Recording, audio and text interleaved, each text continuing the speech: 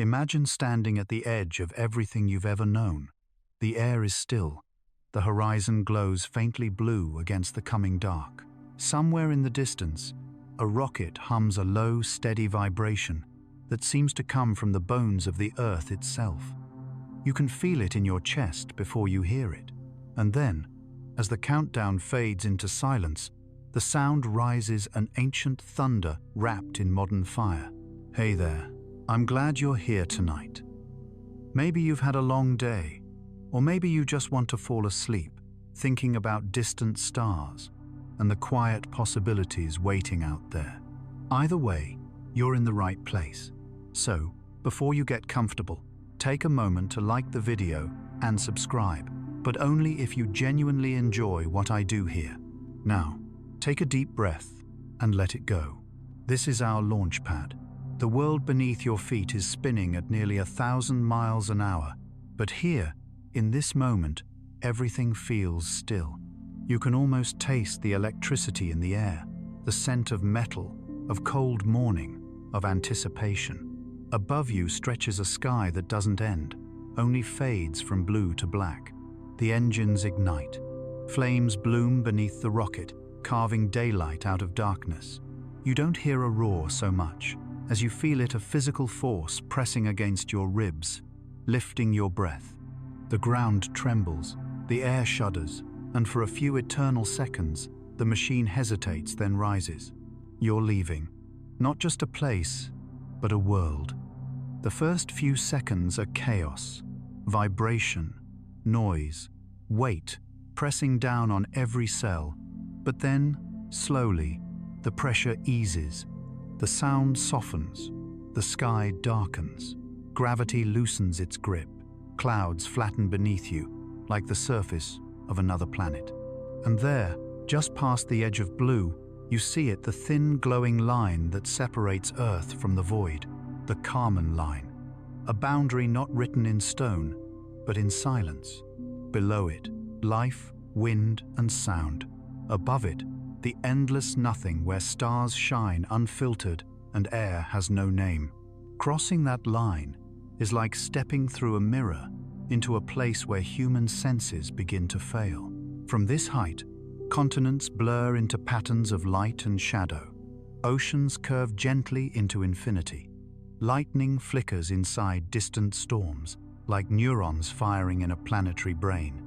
The launch pad, the cities, the noise, all of it is gone, replaced by the slow rhythm of your own breathing. It's strange how quickly the idea of up disappears. Once you're above the air, there's no up or down, only motion. You're falling around the Earth, forever missing the ground. Astronauts describe it as a kind of continuous surrender, the body expecting to fall, the mind realizing it never will. In this weightless state, movement becomes poetry. Your arms float. So do your thoughts. You reach for a window and find yourself staring at a crescent Earth. It's smaller than you expected, brighter too. The oceans gleam like liquid sapphire, and the clouds trace white spirals that seem alive. The sun rises and sets every 90 minutes, painting the horizon with copper, gold, and violet. Time loses meaning. Down there, 7 billion lives unfold at once. Every laugh, every whisper, every dream, all hidden inside that glowing marble. From here, Earth looks delicate, like a soap bubble you could pop with a fingertip. You begin to understand why astronauts cry when they see it for the first time. Not from sadness, but from recognition. Everything you've ever loved fits inside something so impossibly small. And as the rocket drifts into orbit, a new sound takes over. It's not the rumble of engines anymore, but the hum of systems keeping you alive. Pumps whisper, fans murmur. The cabin sighs as it adjusts its pressure. You realize that survival up here depends entirely on balance. Air, heat, radiation, motion, all controlled within margins, thinner than a human hair. You float in your harness, watching the planet turn below. Australia glows in morning light. The Pacific glimmers. Somewhere on the night side, Thunderstorms dance over Africa.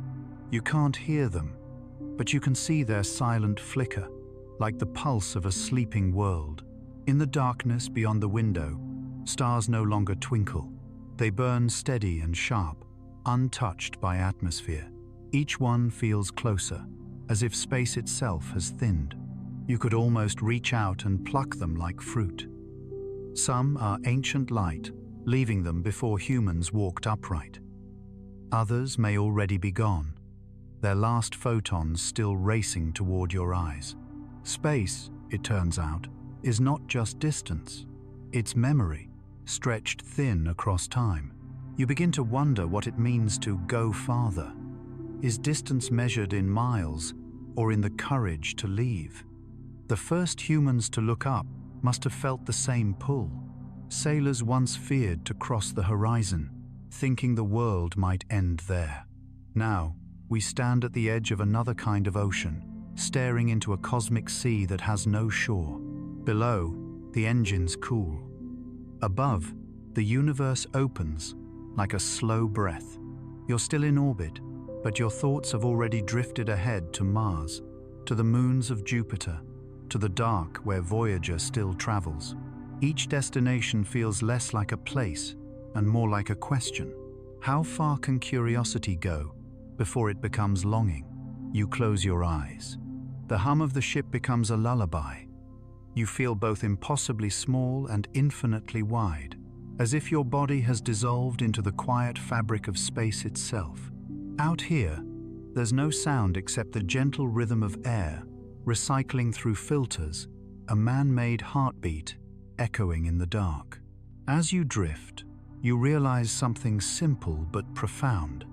We never truly leave Earth. Every breath, every drop of water, every heartbeat inside this capsule began down there. Even our technology carries the fingerprints of the soil, the minerals, the storms that shaped us. We are, quite literally, the planet learning to dream beyond itself. And as the stars slide past your window, a final thought lingers. Maybe exploration isn't about escaping gravity, it's about listening to its whisper. The same force that holds you down also keeps you connected. To the ground, to the world, to everyone still looking up, wondering where you've gone. The launch pad is silent now, but its echo follows you. In that echo lives a promise that no matter how far we drift, we will always be returning home in our thoughts, carrying starlight in our hearts. From this quiet orbit, the Earth no longer looks like the world you once knew. It isn't continents or countries or borders anymore. It's a single sphere of light, a soft, luminous marble adrift in the black ocean of space. The colors are so vivid, they almost seem alive. Swirling whites of cloud, deep blues of ocean, and a thin golden halo wrapping the edges like a breath made visible. You watch it turn, slowly, endlessly. The rotation is silent, graceful, hypnotic. You can't tell where night begins or day ends. The Terminator line between them slides like a shadow across a living face. The continents you once traced on maps are hidden beneath cloud, and the lights of cities glitter like tiny constellations of their own billions of fragile sparks mirroring the stars. From this distance, it's impossible to see a single person, a single conflict, or a single boundary. The divisions that define life down there vanish into the haze of atmosphere.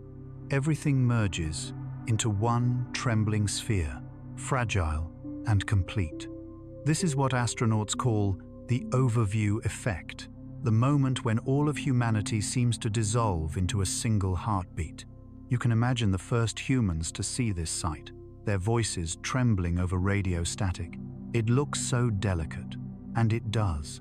The atmosphere, the only thing protecting every breath you've ever taken, is thinner than the skin of an apple. Within that film of air, all life exists. Every forest, every child, every sound you have ever loved. It's humbling. The vast oceans that once seemed endless are mere streaks of blue paint across a cosmic canvas.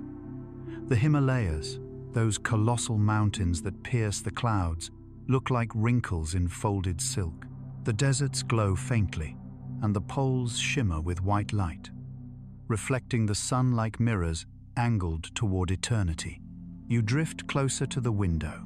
The glass is warm where sunlight touches it. You can see storms the size of continents spinning below. Each one looks calm from here, just a swirl of beauty. But you know what's inside them. Wind, lightning, and waves tall enough to swallow skyscrapers. Even chaos has its poetry when seen from afar. You wonder if the earth feels the same about us. Do our wars and noise and endless striving appear to it as quiet patterns, like the movement of clouds? Does it notice when we stop to look back? Somewhere down there, someone is watching the same sky, unaware that you're watching them. You could be over the Pacific now, the largest body of water on the planet, so vast that from this vantage, it looks like a breathing lung of blue. The clouds curl above it like smoke on water, and faint shadows reveal the outlines of islands too small to see with the naked eye. The light changes constantly. The blues deepen into indigo, the whites sharpen to silver. As the ship moves along its orbit, the sun slips behind the Earth. Instantly, night sweeps across half the world like a velvet curtain. The cities ignite. You can trace the shapes of continents by their lights alone, rivers of gold winding through darkness. From above, human civilization looks like a nervous system. You can see the pulse of energy connecting every node. The highways become glowing veins. The oceans, black and endless, surround everything like the void of sleep. There's beauty in it, a beauty that aches, because you realize how temporary it all is. This tiny planet spins in a vacuum, colder than imagination, shielded only by a paper-thin veil of air and magnetic field. It has survived comets, extinctions, ice ages, and yet it still glows. A candle that refuses to go out. You think of the Voyager spacecraft, now far beyond the sun's reach, carrying a photograph of this same marble, a pale blue dot, suspended in infinity. The astronomer Carl Sagan once said, "That's here, that's home, that's us." He was right. Every king, every poet, every lover, every tear, all of it, contained within a single pixel of light. And yet, from where you float, that pixel feels infinite. The Earth is not just a planet, it's a memory, a story told by oceans and clouds and wind. You start to notice how it glows differently from the other celestial bodies you've seen. Mars is dusty and red. The moon is grey and pitted. But Earth shimmers with motion. It breathes.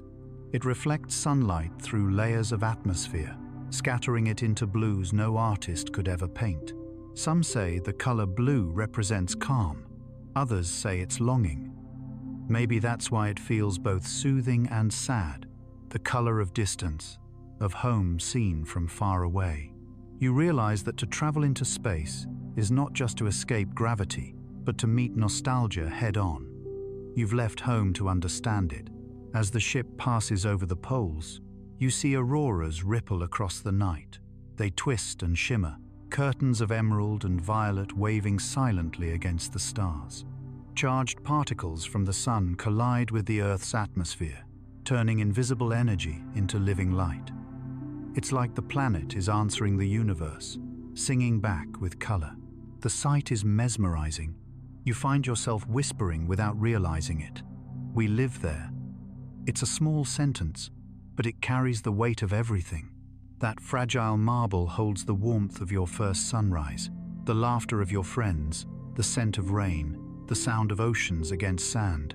It holds the beginning and end of every story you'll ever know.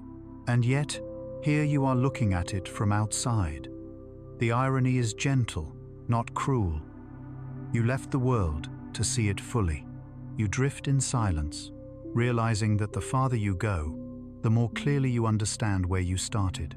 You can't help but feel protective, as if looking at something alive and precious. The world doesn't know you're watching, But maybe it doesn't have to. Its beauty doesn't depend on being seen. It just is.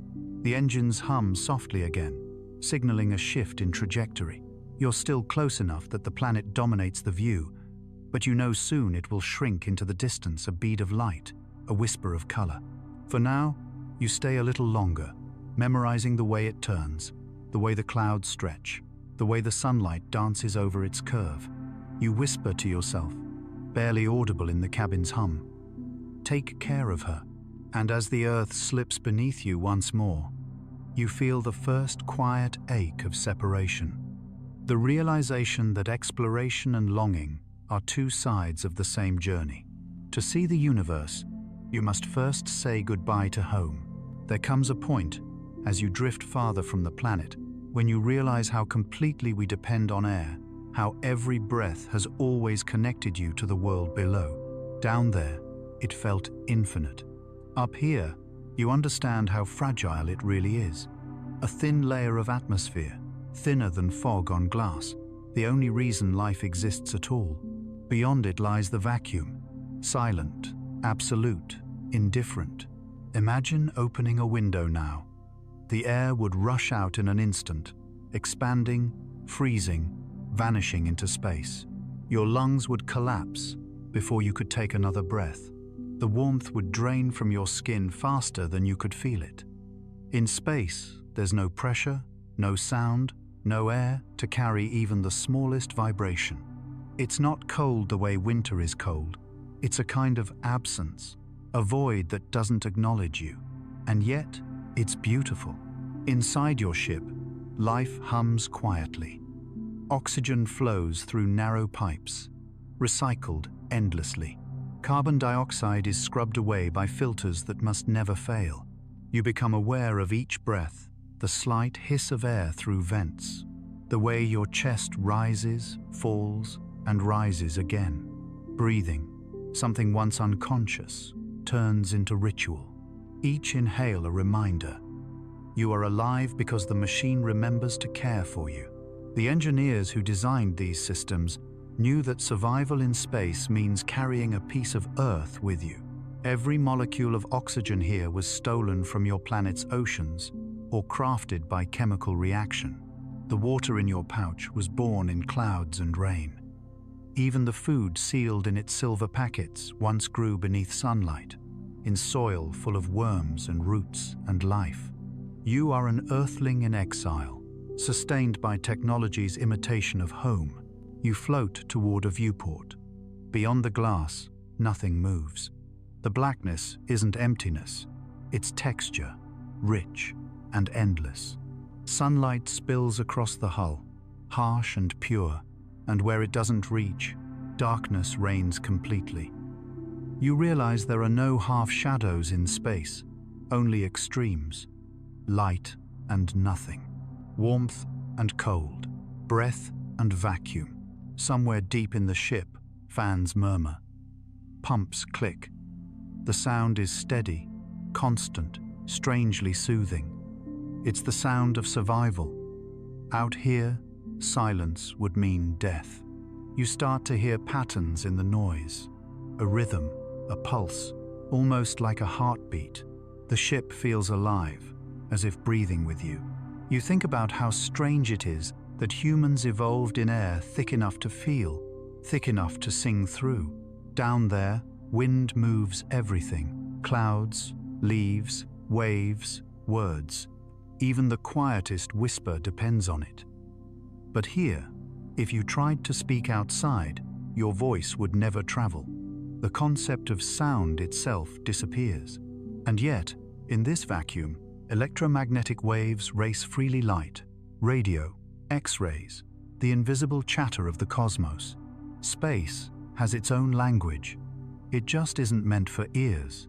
Astronomers have learned to listen in other ways, converting radio signals into tones, translating starlight into color, turning silence into information.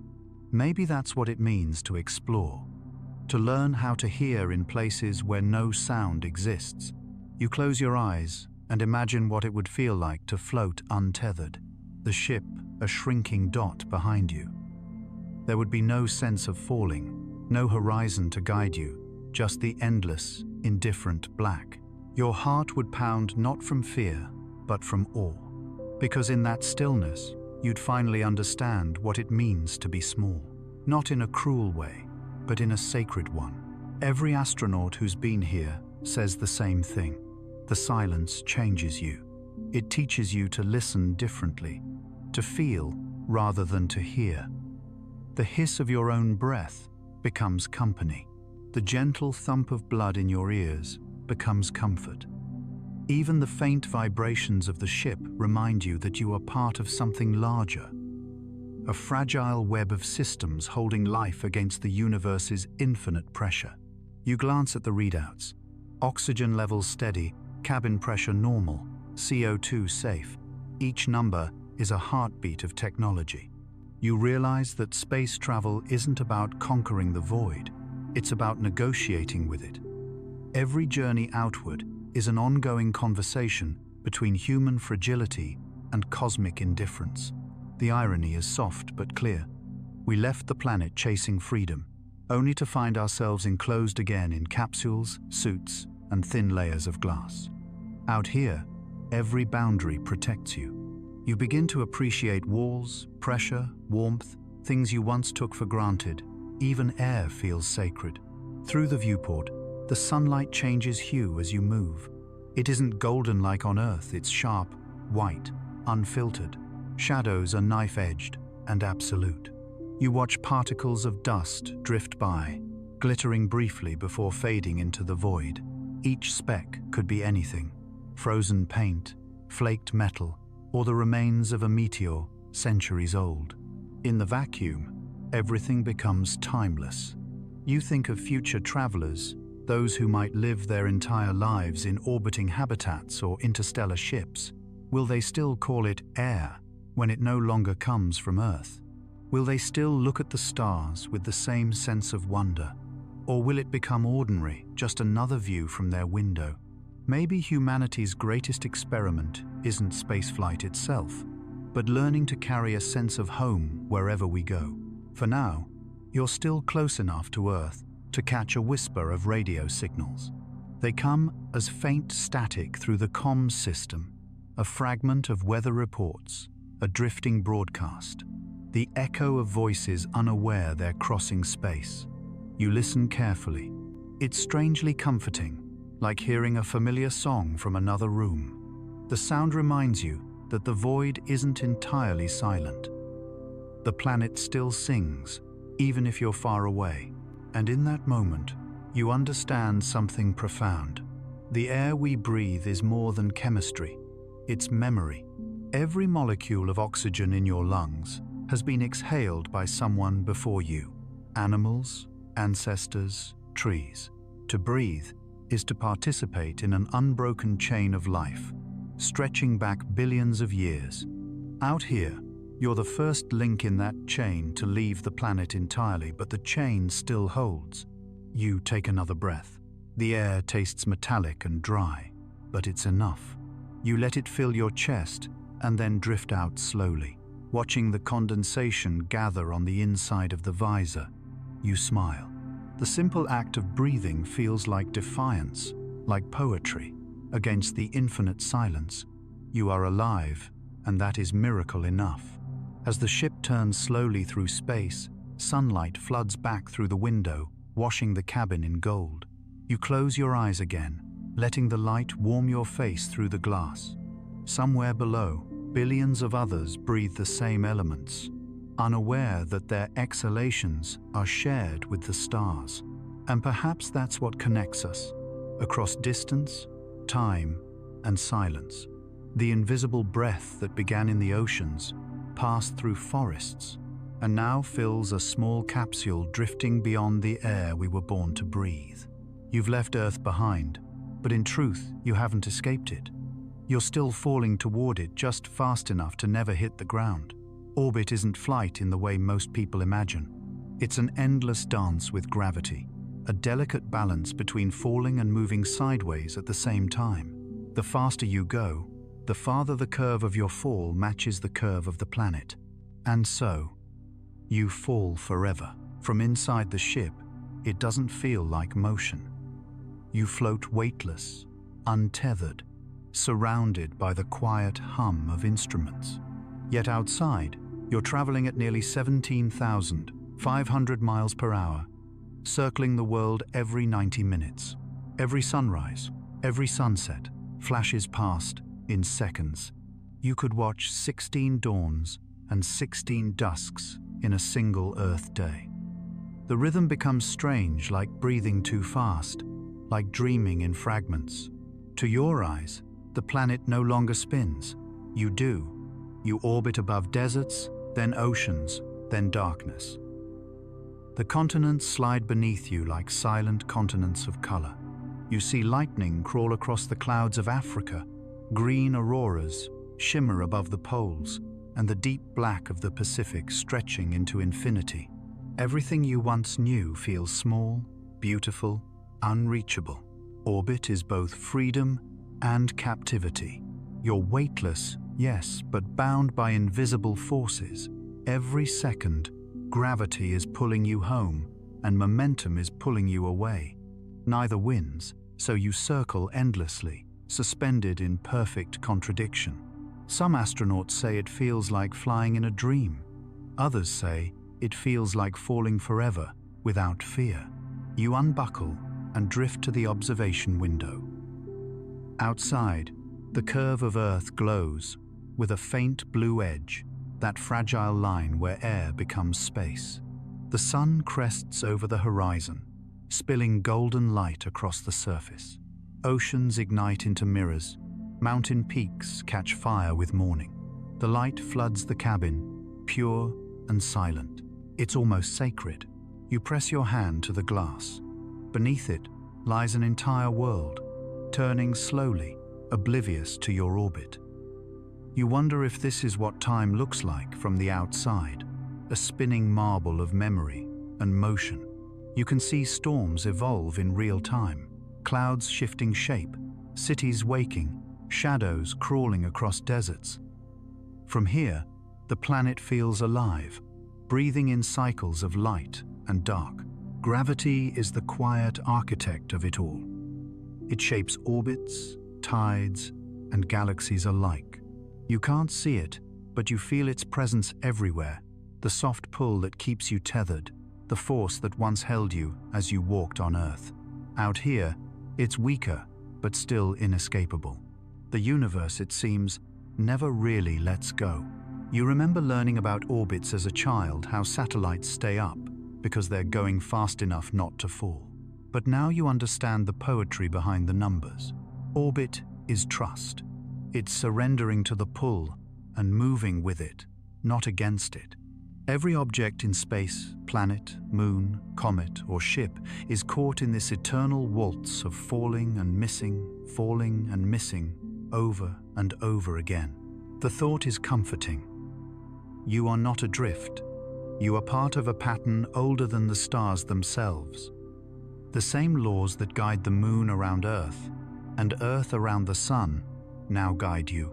You're a speck, obeying the same rhythm that binds galaxies together. The universe doesn't need your permission. It just moves and carries you with it. Sometimes you close your eyes and imagine what this must look like from far away. A small metal capsule tracing a silver thread around a blue planet, leaving no mark, no sound. You're invisible against the backdrop of eternity, but your orbit is perfect, precise, constant. Every 90 minutes, you pass over the same places again, but the world below has already changed. Clouds shifted, night turned to day, people living whole lives between your revolutions. Weightlessness plays tricks on your mind. Without gravity to tell your body which way is down, your sense of direction fades. Up becomes wherever your head happens to be. Down is wherever your feet are not. Sometimes you wake from a nap and don't know which way you're facing. The horizon could be above you, below you, or sideways. The Earth doesn't care. It turns regardless. In this drifting state, you start to see patterns in motion, how everything in the cosmos circles something else.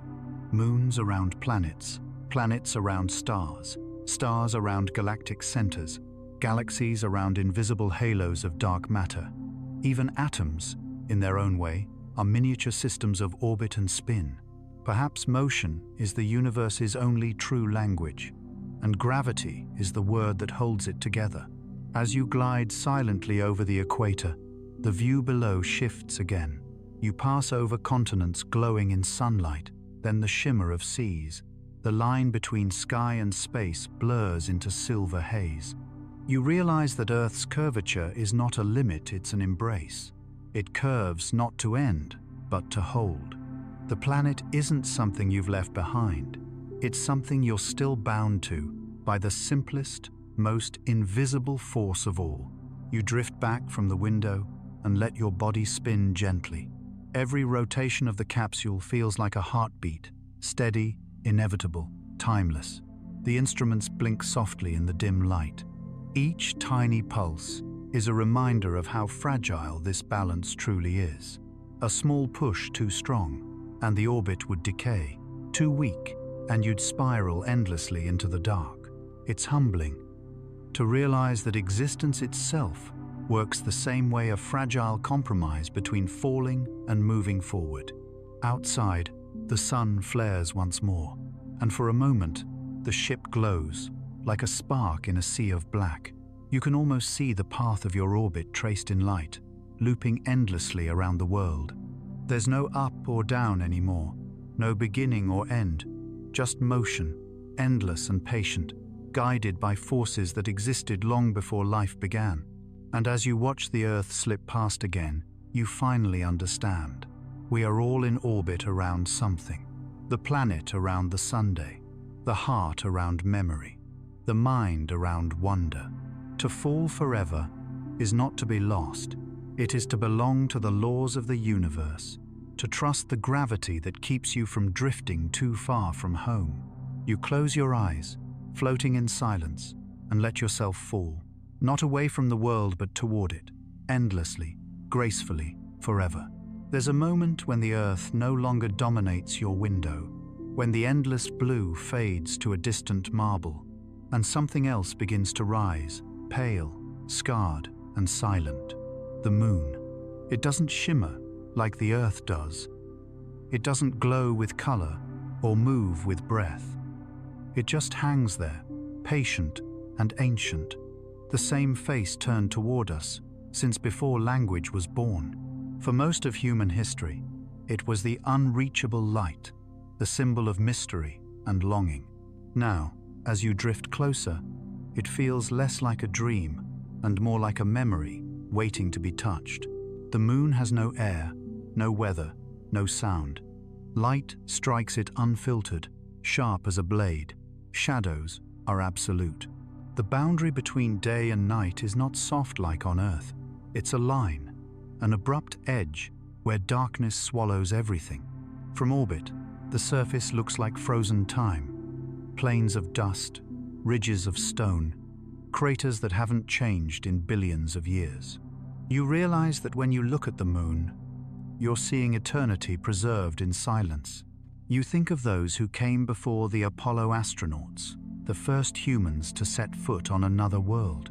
In black and white photographs, their figures look weightless, almost ghost-like, moving slowly through the powder of creation.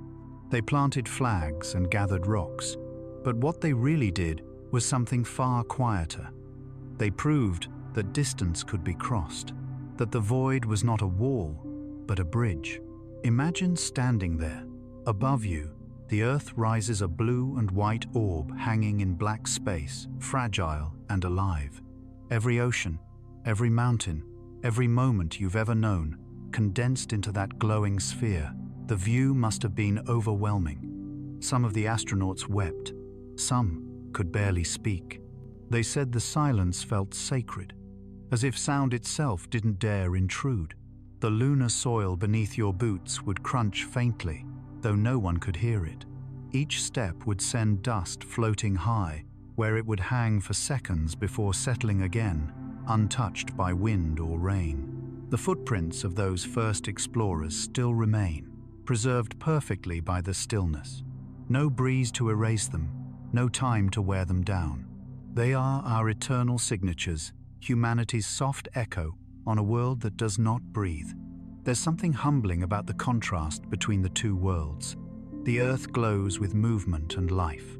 The moon rests in stillness and shadow. One sings, the other listens. And perhaps that's why we were drawn to it, not because we wanted to conquer it, but because we needed its silence, a mirror for the noise we carry. You can almost feel what it must be like to look up from that barren plain and see the Earth floating above the horizon.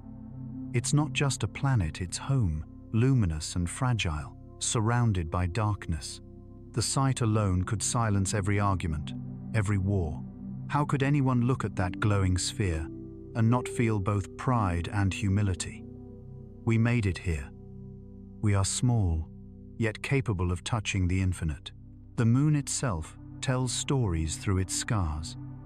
The craters record ancient collisions, reminders that the universe is neither safe nor cruel, it simply is.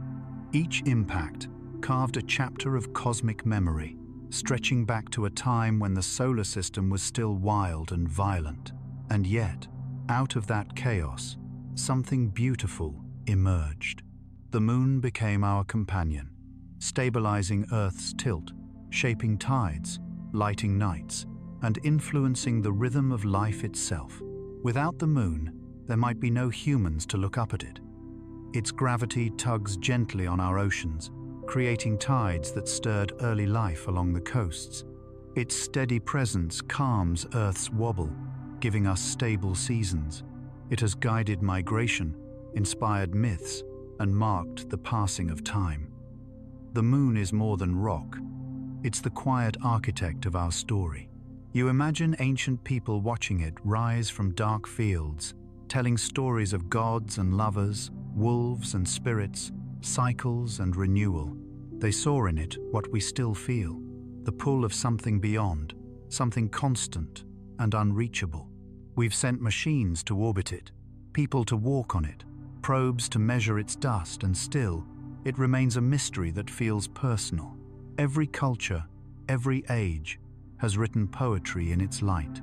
Your ship moves closer now, skimming over its surface.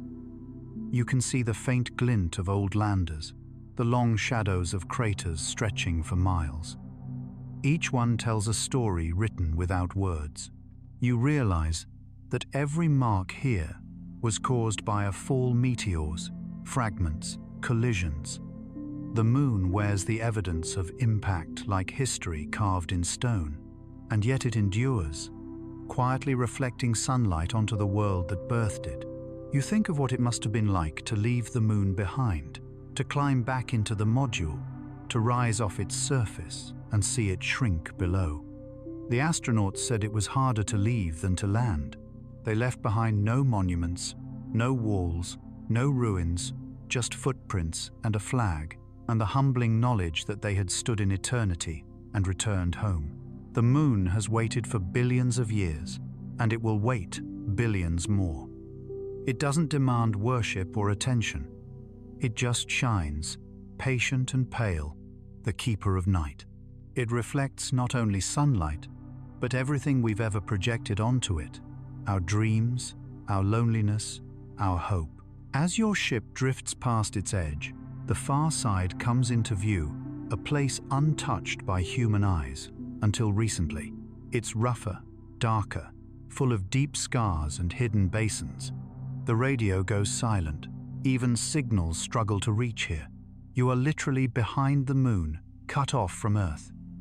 It's the loneliest place imaginable, and yet there's peace in that isolation. For a few minutes, it feels like the universe belongs only to you. When communication returns, the first sound you hear is a soft crackle of Earth's voice through static, a reminder that connection always finds a way. The moon fades behind you as the ship begins to turn toward the outer dark. You watch it shrink, a ghostly pearl against the black. It grows smaller, dimmer, until it becomes what it's always been, a light to guide the lost, a promise that no distance is truly final. You whisper a quiet farewell, The moon doesn't answer, but it doesn't need to. Its silence says everything. You came, you saw, you remembered. There's a silence that lives between planets. A silence so deep it almost feels physical, pressing gently against the hull of your ship. You've left the warm glow of the Earth and the moon behind. Ahead lies distance itself, stretching like an endless ocean of black glass. The stars here don't twinkle, they burn steady, ancient and sharp, their light undistorted by air. You are floating through the interplanetary void, the vast cold between worlds. It's not the kind of cold you can imagine from winter or snow. This is the absence of heat, the vacuum's perfect stillness. Out here, warmth doesn't fade, it escapes. Every atom that touches the hull carries energy away into infinity. There's no wind, no sound, no touch, only radiation. The temperature of deep space averages just 3 degrees above, absolute zero, barely warmer than nothing at all. Inside the ship, though, the air hums softly. Heaters maintain a narrow zone of comfort, while radiators bleed excess heat into the void. Every system balances delicately between freezing and burning. Without constant control, metal would crack, electronics would die, and the human body would drift into silence within minutes. You've never been more aware of the word fragile. You watch the sunlight fade as you move farther from it. Near Earth, light is gold and strong. Out here, it grows pale, thinner, like a candle flickering at the end of a long hallway. Shadows stretch longer. The sun no longer feels like a warm presence. It's just another star, one among billions, its fire softened by distance. Between you and the next planet lies nothing solid for millions of miles, yet the void is not empty. Invisible particles drift here, protons, electrons, dust from comets, even atoms from dying stars. The space between worlds is a quiet storm of ghosts, ancient fragments of everything that ever was. Every breath you take now is filtered and artificial, but the atoms inside you have already traveled across galaxies. You are, in some sense, part of the void already. The instruments on board whisper data into the cabin.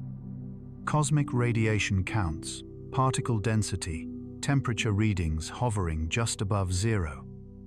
These numbers are the only voices that exist out here. They tell you what the silence cannot. You realize how much of exploration is listening to data, to machines, to the faint evidence that something, somewhere, is still happening. Outside, a dust mote drifts past the window, tiny, glowing briefly in sunlight before vanishing into dark. It could be older than the Earth, a fragment from the birth of the solar system, traveling for billions of years just across your path. In that moment, you understand scale differently. You are not large or small, you are temporary. The dust, the stars, the silence, they are forever. The navigation screen shows your path curving outward, away from the moon's gravity, toward the vast plain between orbits. The next stop, Mars, is a faint red dot, barely visible. It looks close, but it's tens of millions of miles away. Distance plays tricks in space. The human mind wasn't built to measure emptiness this way. Between you and that red point lies a journey that will take months. Out here, patience is survival. You remember how explorers once crossed oceans, vanishing over the horizon for years, guided only by stars and hope. You're doing the same thing now, but the ocean is darker, quieter, infinite. There are no waves here, only gravity, gently curving space-time beneath you. Each movement of the ship feels like a slow heartbeat. You drift in rhythm with the universe itself. Inside, the sound of your breath becomes louder. The hum of the life support system grows comforting. You start to think of the ship as an extension of yourself, a second skin separating warmth from nothing. It's strange how quickly the mind adapts. What would have once felt terrifying now feels serene. Isolation turns to peace. You glance at the instruments again. Outside the sun's direct glare, the stars multiply by the thousands. Some are so far that their light began traveling before Earth even existed. You're seeing history unfold in reverse, every photon a messenger from the past. Out here, time and distance blur. Looking at the stars feels like remembering something you never lived. You try to imagine the cold, not as temperature, but as presence, the way it fills everything evenly, with patience. It doesn't move or fade, it simply is. It's not hostile, just indifferent. The cold isn't the enemy, it's the universe's natural state. Warmth, you realize, is the anomaly. Life itself is a defiance of cosmic balance, a small flame flickering against the void. You wonder how long humanity can keep that flame alive. Even here, surrounded by machinery and insulation, you can feel how temporary our warmth is. The stars may burn for billions of years, but every human journey depends on thin walls and fragile systems. The contrast is dizzying, tiny creatures wrapped in metal, daring to cross a silence that could swallow them whole. The thought should make you afraid, but it doesn't. It fills you with awe instead. Because despite everything, the vacuum, the radiation, the vast cold, you're still here, breathing, thinking, watching. The same consciousness that evolved in jungles and oceans now drifts between planets. Evolution didn't stop at the shoreline or the clouds. It built rockets. It built courage. Through the porthole, you catch sight of a comet in the far distance, a streak of white against black, moving so slowly it might be mistaken for stillness. Its tail glows faintly, sunlight catching on ice that's been frozen since the dawn of the solar system. Somewhere within that ancient ice may lie the same molecules that once seeded life on Earth. The realization is soft, beautiful. The cold between worlds isn't emptiness, it's memory, waiting to be touched by light again. You turn off the cabin lights for a moment. The darkness floods in, complete and perfect. It's not frightening, it's sacred. You can see your reflection faintly in the glass, overlaid with 1,000 stars. For the first time, you feel not alone but surrounded by everything, by nothing, by the quiet truth that the universe doesn't need to speak to be understood. And in that silence, drifting through the cold between worlds, you understand why explorers always look back at Earth with tears in their eyes. Because they've seen the alternative. They've seen the void that makes warmth meaningful, the silence that gives sound its purpose, the darkness that lets every spark of life shine brighter. The cold between worlds isn't a punishment. It's an invitation to remember what warmth feels like, and to carry it wherever we go. Somewhere out here, in the same cosmic ocean through which you now drift, two small travelers are still moving outward. Voyager 1 and Voyager 2. They were launched decades before you were born. Tiny machines of metal and code hurled into the dark, with the fragile hope that they might last. And somehow, they did. They are still out there, farther from home than anything humanity has ever built. Their journey began quietly in 1977, from a launch pad not unlike the one you left behind. Each was little more than a car-sized bundle of instruments and antennas, built not to conquer, but to witness. They carried cameras, detectors, and recorders, eyes and ears for a species too young to travel so far. The engineers who sent them knew they would never return. The Voyagers were, from the start, messages in motion. As they left Earth, the gravity of our planet gave them one last push, and then the sun took over. They swung past Jupiter first, where they captured the first clear images of its storms, swirling tempests larger than Earth itself, alive with color and lightning. Then Saturn, whose rings gleamed like frozen ripples in the sea of night. Voyager 2 would go on to visit Uranus and Neptune, completing the grand tour of our solar system before sailing into the unknown. Imagine what it must have felt like for those first engineers watching the data come in. Each image was a postcard from a place no one had ever seen. The signals took hours to arrive, whispering across billions of miles. A grainy photograph of a moon, a curve of shadow, a faint spectrum of light, all proof that human curiosity had reached beyond its cradle. Today, those same signals take more than 20 hours to reach us. When NASA sends a command, nearly a full day passes before the spacecraft even hears it. Communication is a slow heartbeat across the void, one pulse of radio, one faint reply. The delay is a reminder of distance, measured not in miles, but in time itself. Outside your window, you can almost imagine the Voyagers gliding invisibly ahead, their golden antennas turned toward the sun, still whispering home. The light that touches their surfaces left the sun 16 hours ago. Each photon carries warmth that will soon fade forever. Beyond them lies the heliopause, the boundary where the solar wind surrenders to the galactic night.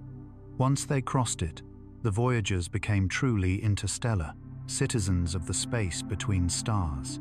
Inside each spacecraft is a gift, the golden record.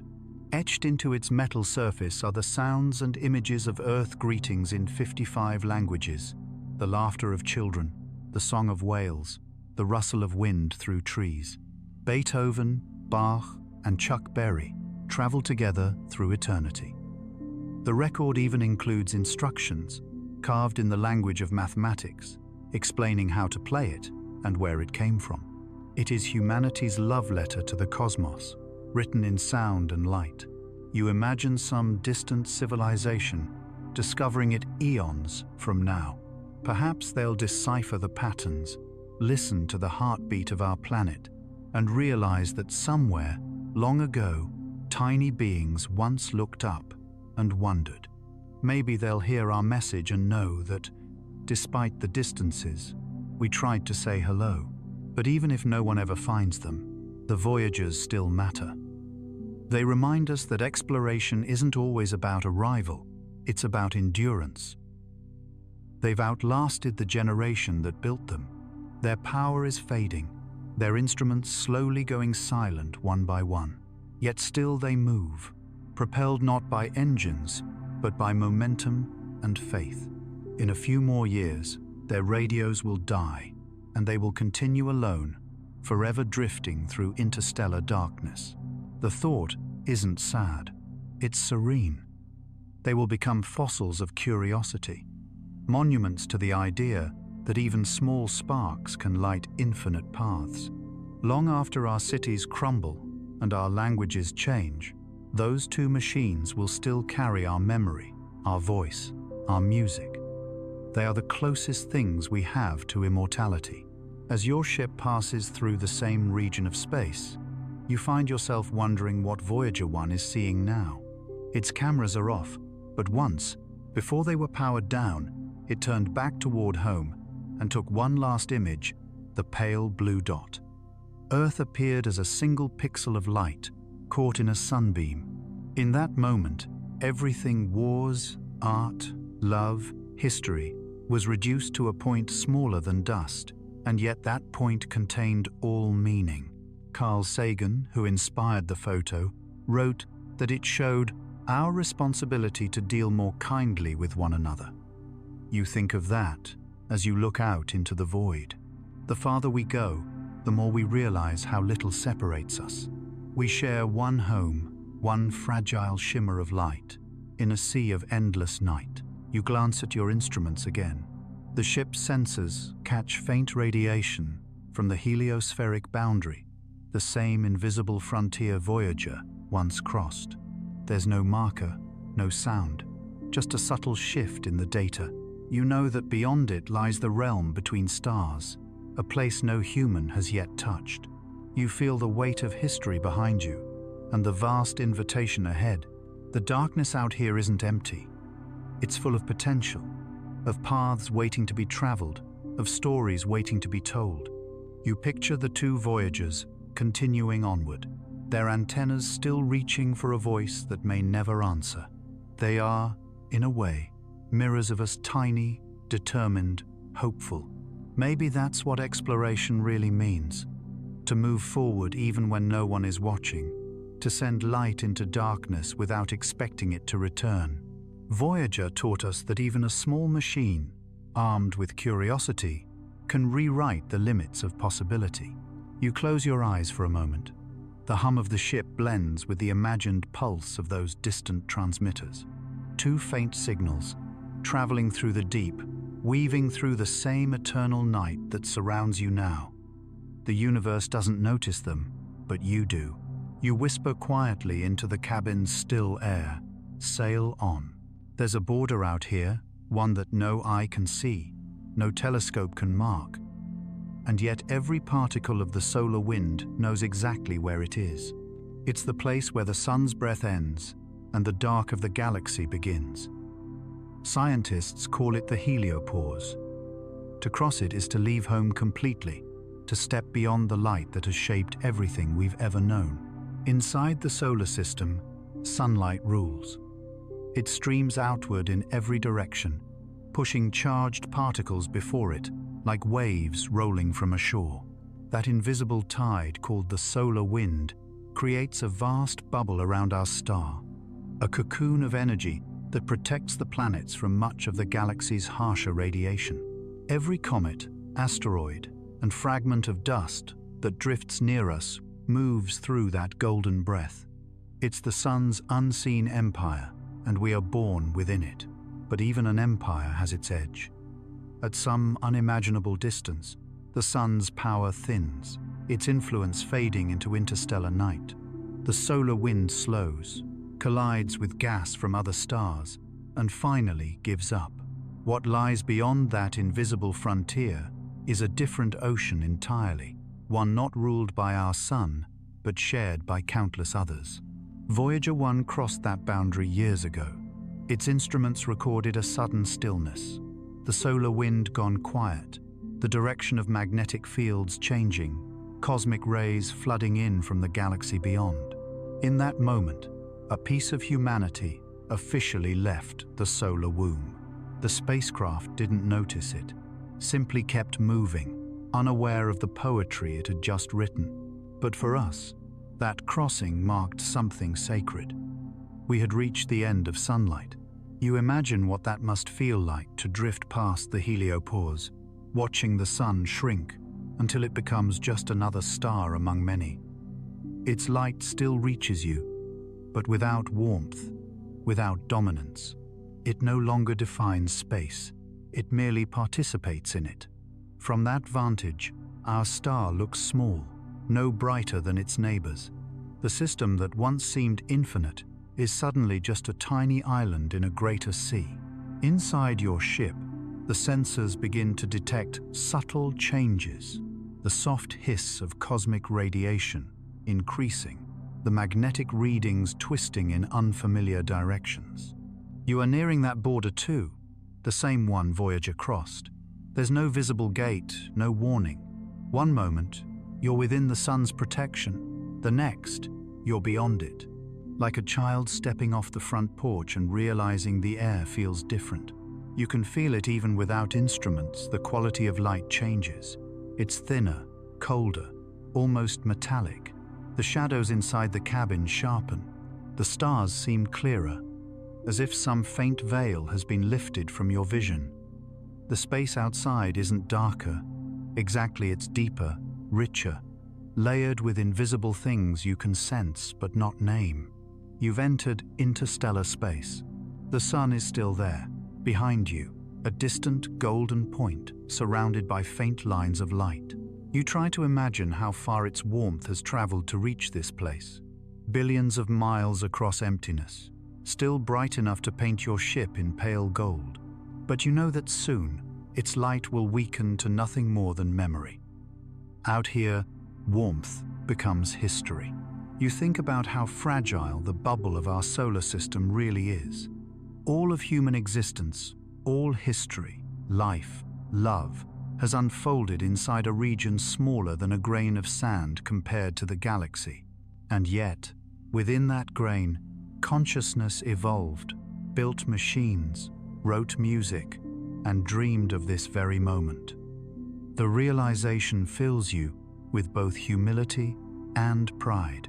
Beyond the heliopause, the interstellar medium stretches endlessly, a thin mixture of hydrogen, dust, and cosmic rays drifting between the stars.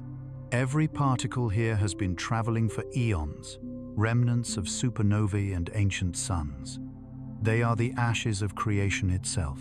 The atoms that make up your body once belonged to stars like these, scattered by explosions billions of years before the Earth formed. In a way, you aren't crossing into something new, you're coming home. You adjust the ship's attitude so the sensors face backward, toward the fading glow of the solar system. The planets are long gone from view, swallowed by distance. Only the sun remains, a single spark floating in the dark.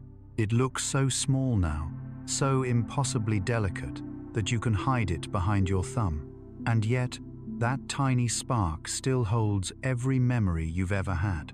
The navigation computer hums softly. It no longer lists planetary coordinates. There are no more planets ahead. The next destination is simply interstellar, a vector, not a place. It's a strange feeling to travel towards something that isn't defined. You're not heading for a star or a planet or even a known point. You're heading into elsewhere. Inside the cabin, everything feels quieter. The ship vibrates less, as if the solar wind's constant push has finally ceased. The radio background shifts no more faint static from solar activity, no more electromagnetic chatter from planets. Just the low, steady hiss of the cosmic microwave background, the universe's oldest whisper. It's the afterglow of creation itself, 13.8 billion years old, wrapping you in its soft, eternal murmur. You sit there for a long time, watching the sun fade into the dark. It's strange to think that everything familiar, all sound, all color, all warmth, comes from that one small light. And now, you're outside it. You've outgrown your parent's star, not with arrogance, but with reverence, the way a child eventually walks beyond the reach of a parent's hand. The ship's instruments continue to collect data, but you hardly look anymore. The screens glow softly, like campfires in a world without air. You float weightless, thinking about the meaning of home. It's no longer a place, or even a planet. It's the sunlight itself, the gentle pulse that has followed you since birth. You realize that the light touching your face right now is the same light that once filtered through trees, through oceans, through human eyes looking up from distant fields. You whisper quietly to the fading sun, "Thank you." The words vanish instantly, swallowed by vacuum, but the feeling remains. Gratitude for warmth, for light, for the impossible chain of events that led from a star's collapse to a living mind drifting here at the edge of its reach.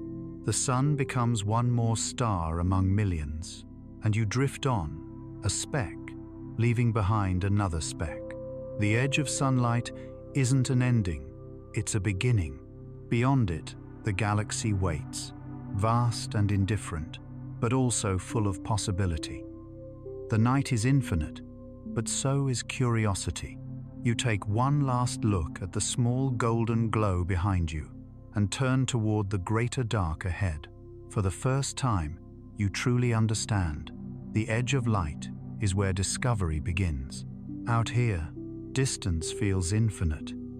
You've crossed the quiet border of sunlight, left the warmth of the solar wind, and yet even in the depths between stars, you are still caught in invisible threads. Gravity does not forget. It reaches across light years, binding everything to everything else. No matter how far you travel, you are never truly free. You are always falling towards something. People imagine gravity as a simple pull, a downward tug that keeps their feet on the ground. But in truth, It's not a force in the ordinary sense. It's the shape of space itself, the way mass bends the fabric of reality. Planets curve the space around them, and anything nearby, including you, slides along those curves. You don't so much feel gravity as follow it, tracing the geometry of the universe without realizing it. Even here, far beyond the planets, the sun's gravity still clings to you. Its hold grows weaker with every mile, but it never ends. The entire solar system drifts together through the galaxy, orbiting the Milky Way's core once every 200 million years. And that galactic center, in turn, orbits something else. Every atom, every photon, every heart is caught in this cosmic choreography. Nothing stands still, nothing escapes the curve. Inside your ship, you float in weightlessness, but you know that's only an illusion. You are in free fall, always falling, just perfectly fast enough that the floor never meets you. The universe is a perpetual cascade, and you are one of its countless raindrops. The thought is oddly soothing. There is no struggle, no resistance, only motion following motion, guided by the invisible hands of space-time. You think of the planets you've passed their gravity wells, like deep dimples in a cosmic sheet. To climb out of one takes tremendous energy. Earth's grip required rockets, roaring with fire and mathematics. The moon's was gentler, Mars weaker still. Yet all of them hold pieces of us captive. Satellites, debris, footprints, memories. Each world keeps souvenirs of our visits, like small tokens left in its invisible well. Gravity is both captor and companion. It gives stars their light by crushing hydrogen into fire. It builds galaxies, shapes orbits, creates tides, and holds oceans against the pull of the void.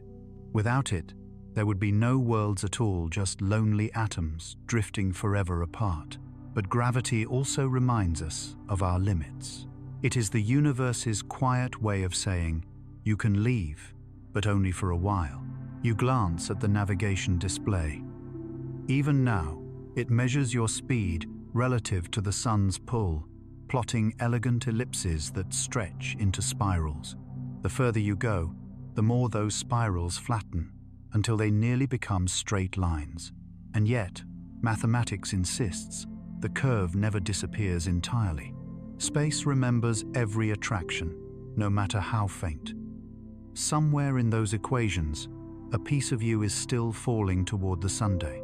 Scientists call these invisible wells potential fields, but you prefer to think of them as memories, indentations, in space, carved by mass, by history, by presence. Each planet's gravity tells a story of what has been and what will be. Jupiter's vast field guards the inner system, deflecting comets that might have struck Earth.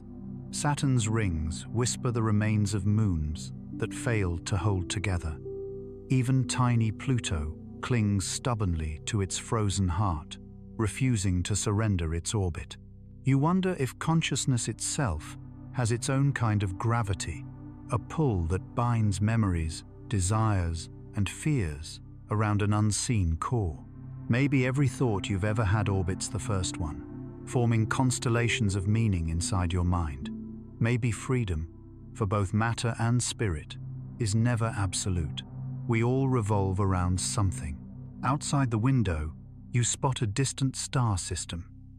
Its sun glows faintly, surrounded by a haze of dust and debris.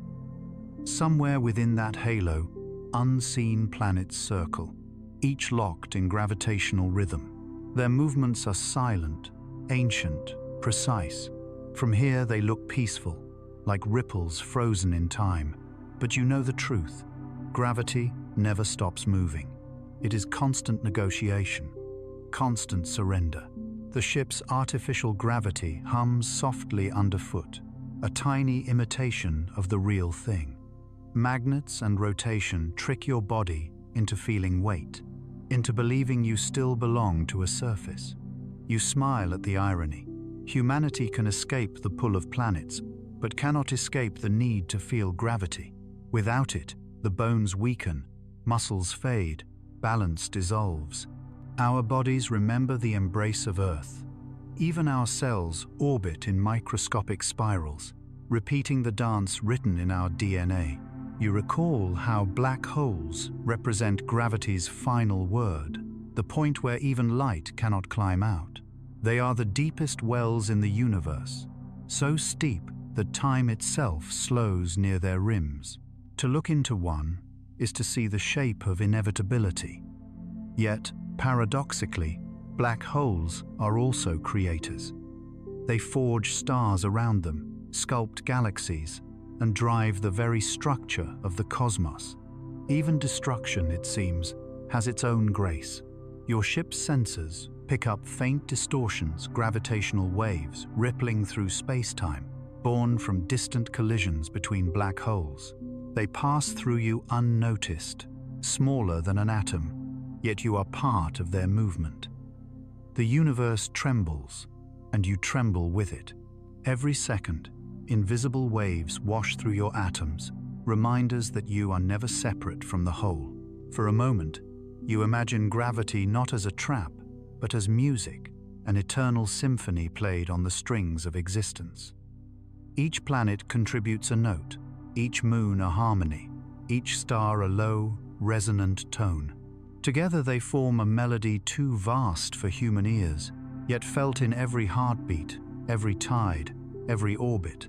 Maybe that's why we're drawn to rhythm and dance.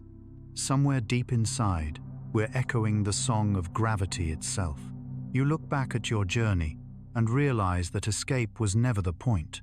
The rockets, the engines, the trajectories, all of it was just learning the notes, finding new ways to move within the music.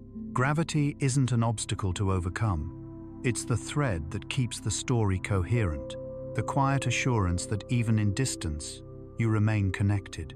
Outside, the stars drift by slowly, each one surrounded by its own invisible sphere of influence. You float between them, a traveler between wells, moving from one gentle pull to the next. You're not escaping. You're participating in the universe's endless conversation of attraction and release.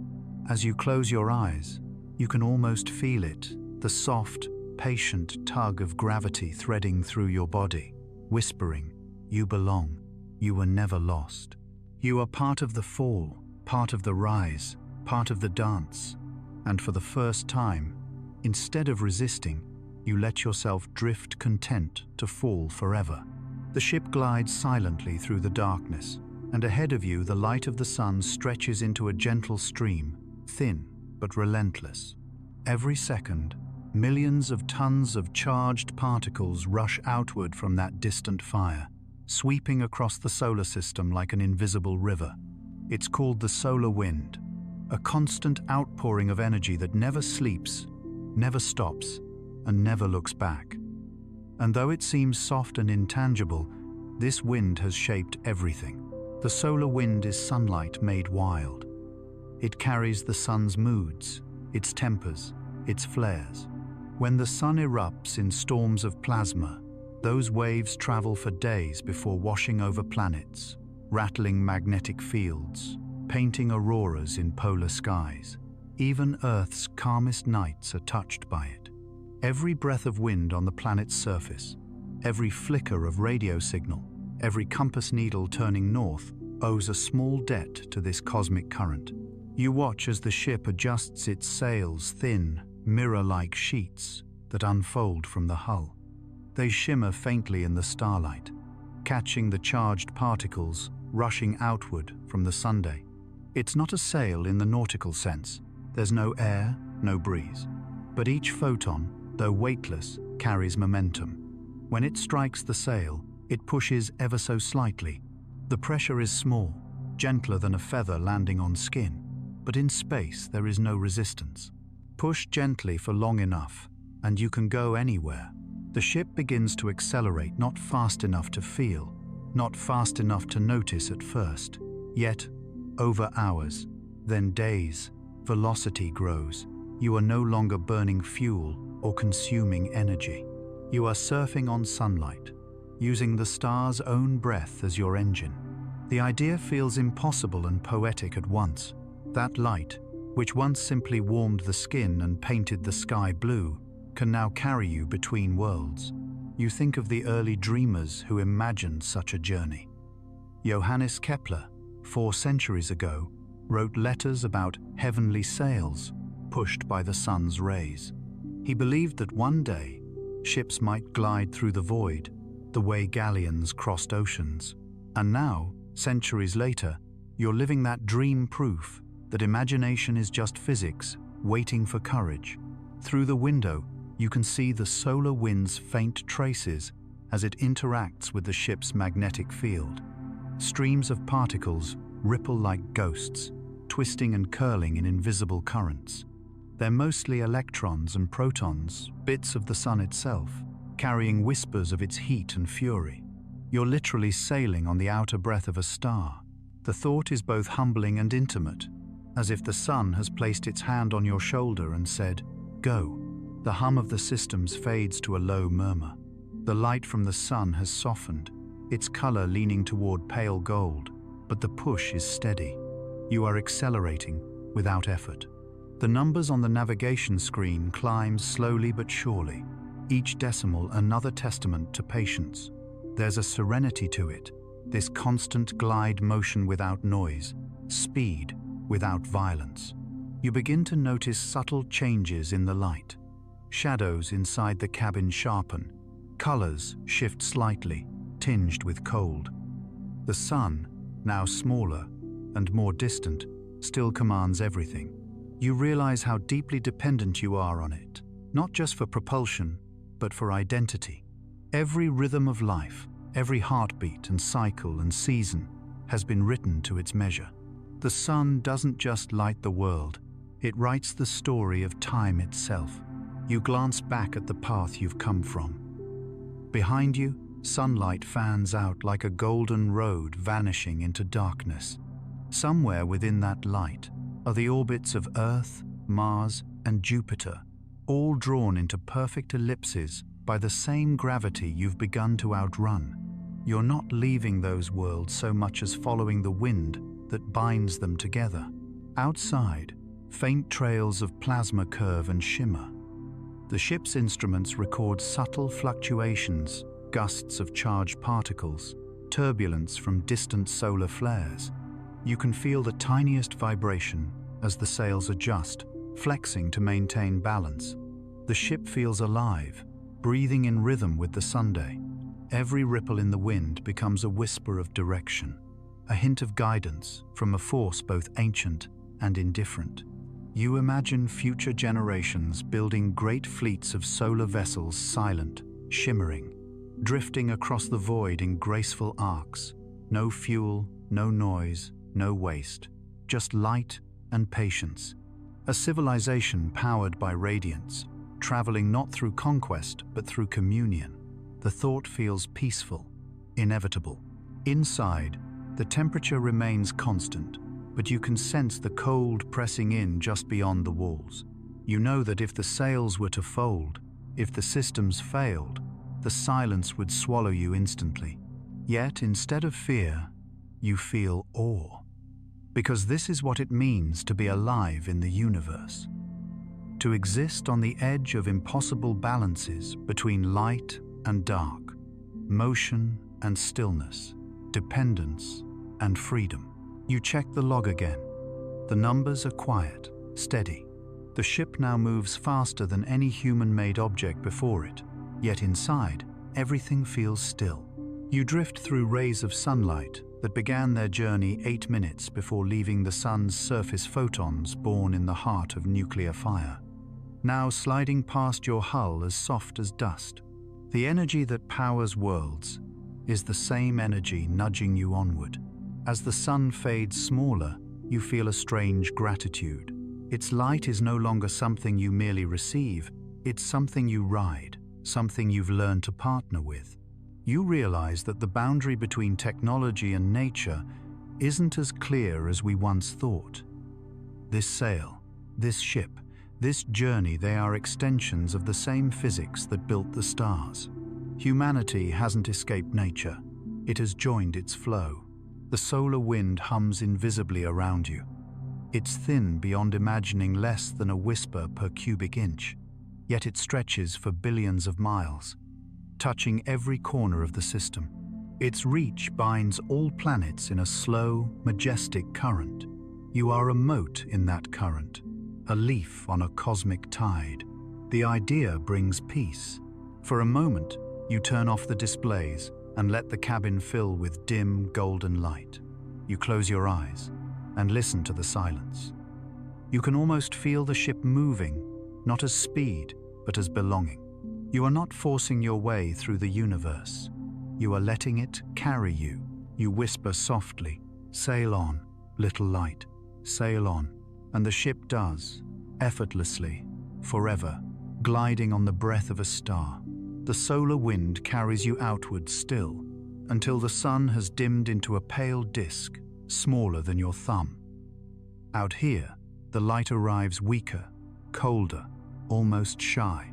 And yet ahead, like jewels suspended in the dark, the giants of the outer solar system begin to appear, worlds so vast and distant that they seem less like planets and more like quiet gods sleeping in the cold. Jupiter first, then Saturn, Uranus, Neptune, each one a different face of eternity. Jupiter greets you as an enormous storm, wrapped in clouds of amber and white. It doesn't glow, it swirls. From this distance, you can see the Great Red Spot, a hurricane 3 times the size of Earth, spinning for centuries, unbroken and silent. Lightning crackles beneath the clouds, flashes so huge they could light up whole continents. Yet here they pass, in ghostly silence. You are close enough to feel the hum of radiation on the ship's sensors, but far enough to stay safe, watching the largest planet in the solar system breathe. Its moons drift nearby, like attendants orbiting a sleeping king. Io burns with volcanoes that spit molten rock into space, its surface constantly reshaped. Europa glitters in white and blue, its icy crust hiding an ocean deeper than Earth's. You remember the scientists who dream of finding life beneath that frozen shell, creatures swimming in eternal night, warmed by the planet's tidal pull. If they exist, they are children of gravity and time, born without sunlight, sustained by the heat of their parents' embrace. You turn your gaze farther outward. Beyond Jupiter lies Saturn, the most graceful of all the planets, a pale yellow world wrapped in rings that shimmer like frozen music. They are made of ice and dust, each fragment reflecting light like tiny mirrors. From afar, they appear solid, but they are not. They are an illusion of perfection, billions of particles moving in harmony. Watching them feels like watching time itself made visible, orbit after orbit, never colliding, never resting.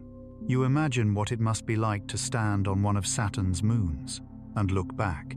The planet would fill half the sky, its rings arching above you like bridges of light. The silence would be absolute. Only the sound of your own breath inside your helmet would remind you that you were still alive. Perhaps this is the truest form of beauty, the kind that exists whether anyone sees it or not. Titan comes into view next. Its atmosphere glows faintly orange, dense and mysterious. Beneath those hazy clouds lie rivers and lakes, not of water, but of liquid methane and ethane. Rain falls slowly there, drop by drop, each droplet falling through air thick as syrup.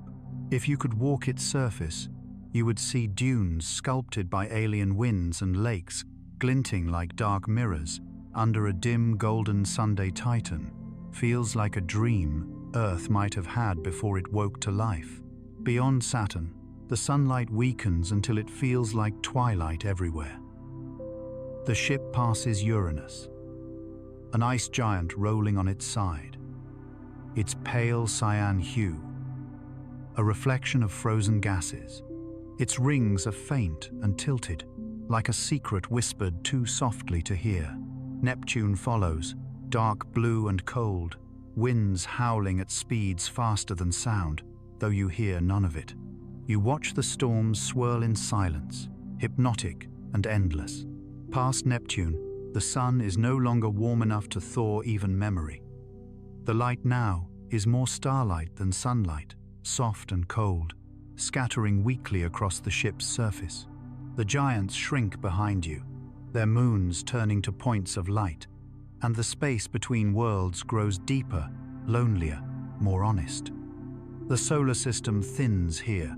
Beyond lies the Kuiper Belt, a realm of icy remnants, ancient bodies that never became planets. Pluto drifts among them, a ghost planet, demoted but unbowed. You look toward it and smile.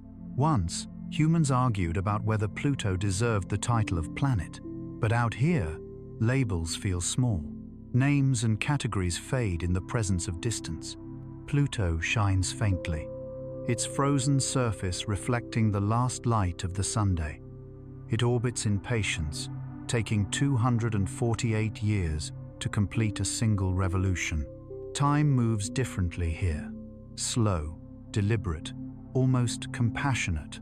Its moon, Charon, orbits so closely that they are locked in eternal embrace, always showing each other the same face. Together, they spin like a double heart beating in the dark.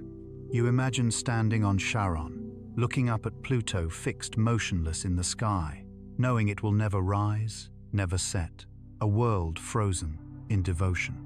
As the ship drifts through the outskirts of the solar system, you realize you've entered the realm of silence perfected. The sun is now just another bright star among thousands. The temperatures around you hover near absolute zero. Even light seems to move slower here, heavy with distance. And yet, beauty remains. It's quieter, sharper, more enduring. You think of the outer planets as mirrors of endurance. They move slowly, with patience measured in centuries. They do not burn or erupt like the inner worlds. They simply are. In their cold, they hold memory, the memory of formation, of storms that have raged for eons, of moons that have circled since the dawn of time. In the quiet, you whisper to yourself that space is not empty. It is full of stories that take billions of years to tell. Every orbit is a sentence, every collision a new paragraph.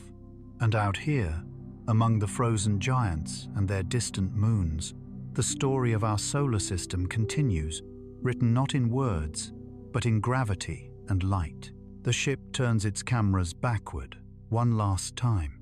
The images it captures are breathtaking. The sun as a faint spark. The planets aligned like pearls scattered across darkness, their rings and moons barely glimmering. You realize that no human eye has ever seen this view, not through glass, not in person. For now, it exists only in memory, in imagination, in the dreams of those who dared to wonder what lies beyond the frost. As you drift onward, the solar wind weakens to almost nothing.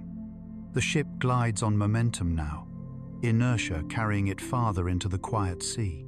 The giants fade into starlight, but their gravity lingers, whispering reminders that you are never truly alone. Even in the coldest reaches, you can still feel their presence, like the faint echo of a heartbeat. You close your eyes, listening to the ship's steady hum. The universe feels vast, eternal, and utterly calm. Somewhere, far behind you, those great worlds continue their slow orbits, keeping watch. Frozen, yes, but alive, in their own timeless way. The radio crackles softly in the cabin, and for the first time in days, you hear something other than silence. It's not a voice, not even a signal meant for you, just the faint hum of background noise, the static heartbeat of the cosmos. But it reminds you of something small and beautiful. Long before you came here, humanity had already spoken to the stars. They had sent messages, not knowing if anyone would ever hear them. You think of the golden records, those fragile discs of copper and gold carried aboard Voyager 1 and Voyager 2. They are floating now in this same sea of darkness, far ahead of you, farther than any ship or traveler has ever gone. On each record are the sounds of Earth, wind and rain, thunder and laughter, whale songs, music from Bach to Chuck Berry, greetings in 55 languages, the heartbeat of a mother and her newborn child. They are the soundtracks of an entire world, etched into metal and set adrift in eternity.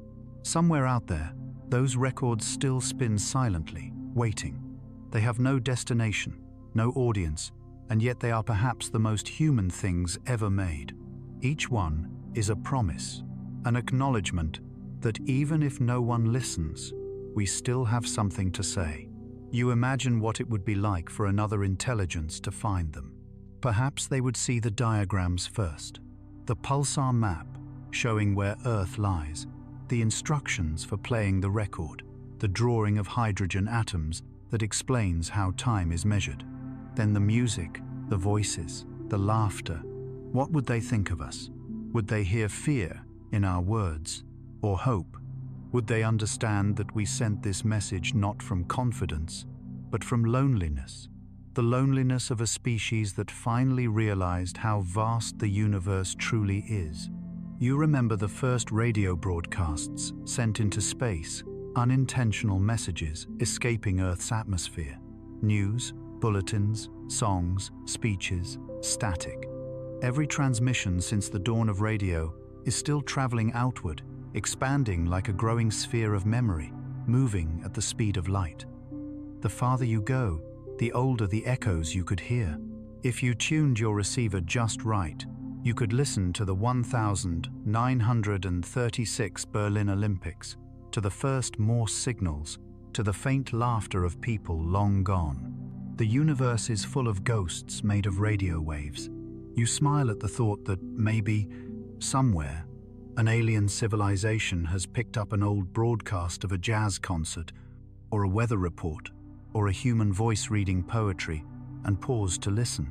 The distance between us might be measured in light years, but curiosity doesn't care about distance. Every message we send, whether intentional or not, is an act of faith. Outside the ship, you deploy your own transmitter, a small golden dish that unfolds like a flower.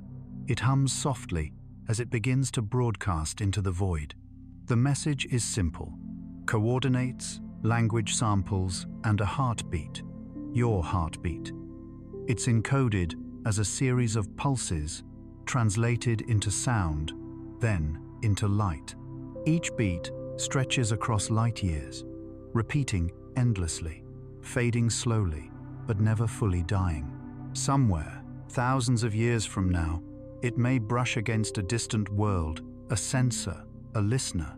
You will be long gone, but the echo of your pulse will still travel on. It feels strange, sending a piece of yourself into nothingness. You wonder if this is how parents feel when they send a child into the world knowing they can't protect it, only hope it finds meaning somewhere. You sit in the soft glow of the console, watching the transmission data scroll by. Frequency, amplitude, signal strength. Beneath the numbers lies something wordless: hope, disguised as mathematics. You think of Earth again. Every person, every story, every language, each one, a message in its own bottle, floating through the ocean of time. Maybe that's what consciousness really is, a way of sending signals into the dark, hoping someone, somewhere, understands. The ship's sensors pick up faint cosmic whispers, pulsars flashing in steady rhythm, quasars roaring at the edges of galaxies, radiation left over from the birth of everything. It's not silence you're surrounded by, but music too large to hear all at once. Every frequency, every vibration is part of the same song. The golden record was our way of adding one more note to that cosmic melody. You recall the inscription carved on the record's covers: to the makers of music, all worlds, all times. It's a message not just for aliens, but for ourselves. A reminder that art, curiosity, and kindness are forms of survival. The Voyagers carry proof that even a fragile species on a small blue planet wanted to be gentle, wanted to say hello.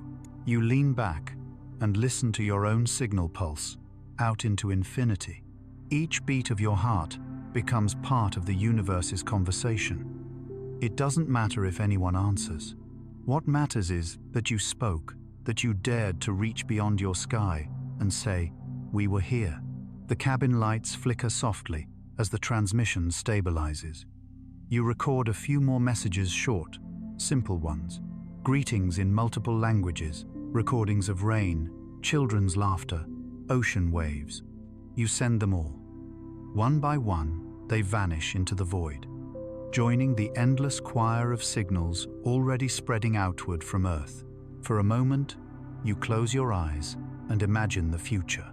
1 billion years from now, maybe the ship and the Voyagers will still drift through space, their golden records still intact, carrying the memory of an extinct world. The galaxies may shift, stars may die, but those tiny fragments of sound will remain faint, fragile, but real. And if someone finds them, if they listen closely, they'll hear it, a heartbeat, a laugh, a song. Proof that in one corner of the universe, life learned to love the idea of eternity.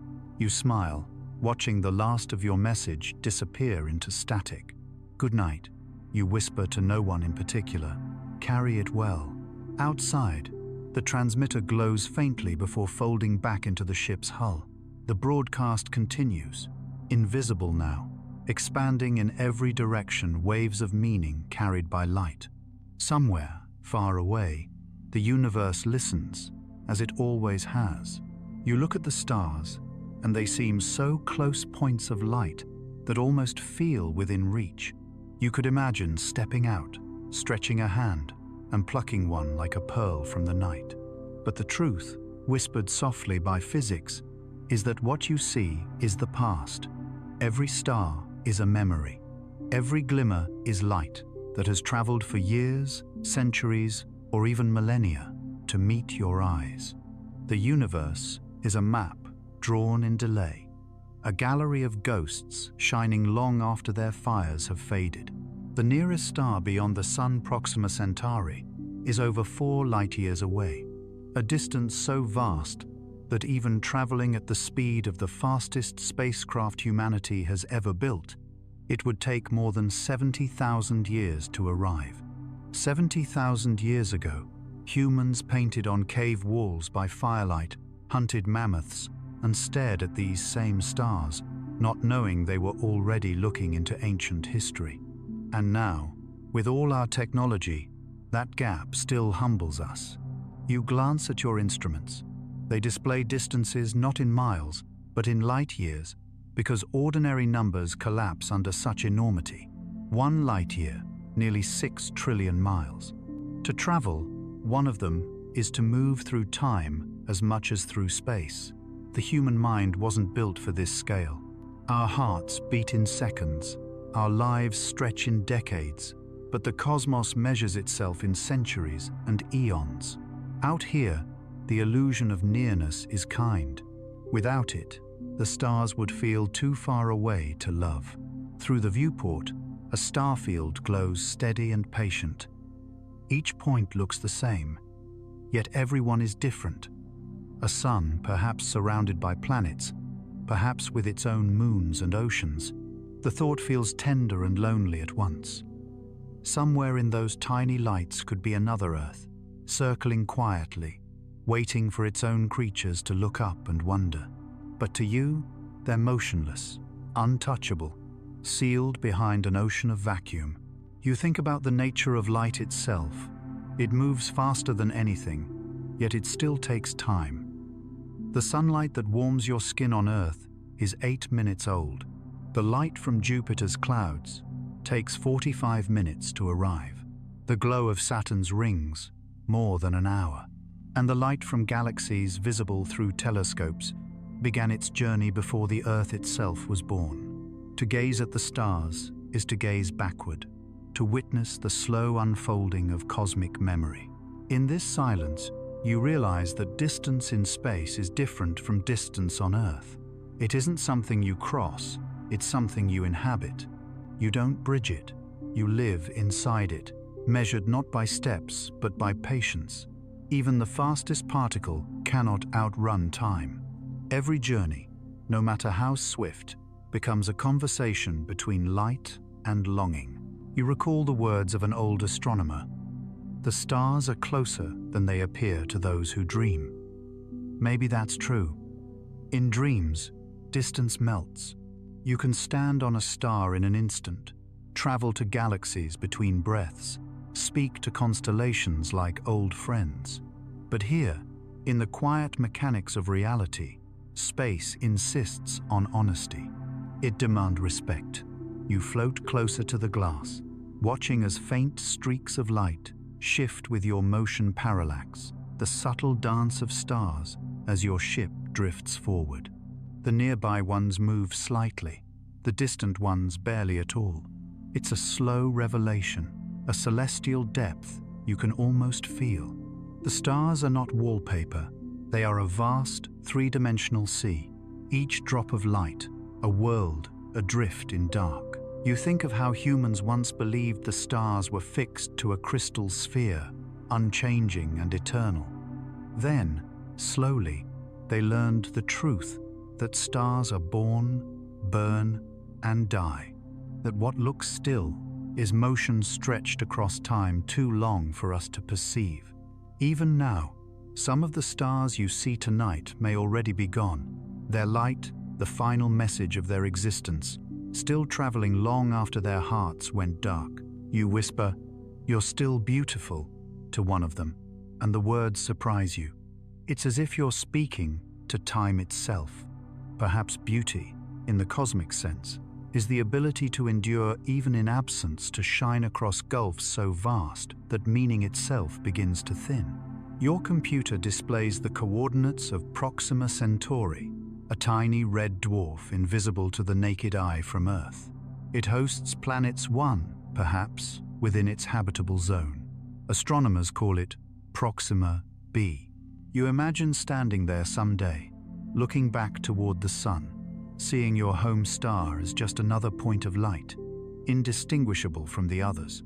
The thought feels strange, to reverse the perspective, to make your own world distant. If we ever reach that point, the light we'd see from Earth would be 4 years old. A 4-year delay in seeing home. A 4-year echo between departure and reflection. You realize that in cosmic terms, communication is always nostalgia. Every exchange between stars is a conversation with the past. The ship's sensors detect faint fluctuations in brightness, a star dimming slightly, perhaps a planet passing in front of it. Somewhere out there, an exoplanet orbits its sun, invisible to you except for that delicate flicker. Maybe it has oceans, clouds, and seasons. Maybe it has silence. You find comfort in knowing that light carries its signature across billions of miles, whispering, "I am here." You consider that perhaps light itself is the universe's handwriting, a language without words. Every ray, every photon, is a message about where it has been and what it has touched. When it reaches your eyes, it turns into vision, into understanding. You are not separate from the cosmos. You are part of its story, reading itself through you. The illusion of nearness becomes a kindness again. From here, the stars feel close enough to call by name, and maybe that's the secret. Distance matters less than attention. To look deeply is to travel. To wonder is to arrive. You rest your forehead against the glass and let the starlight fill your gaze. They are far, impossibly far, but they shine for you all the same. That is their way of closing the distance. And in return, by simply watching, you do the same for them. You whisper softly, "We see you." And perhaps, somewhere across the colden years, the light answers, "We see you too." There's a moment, out here, in the endless dark, when imagination begins to feel like survival.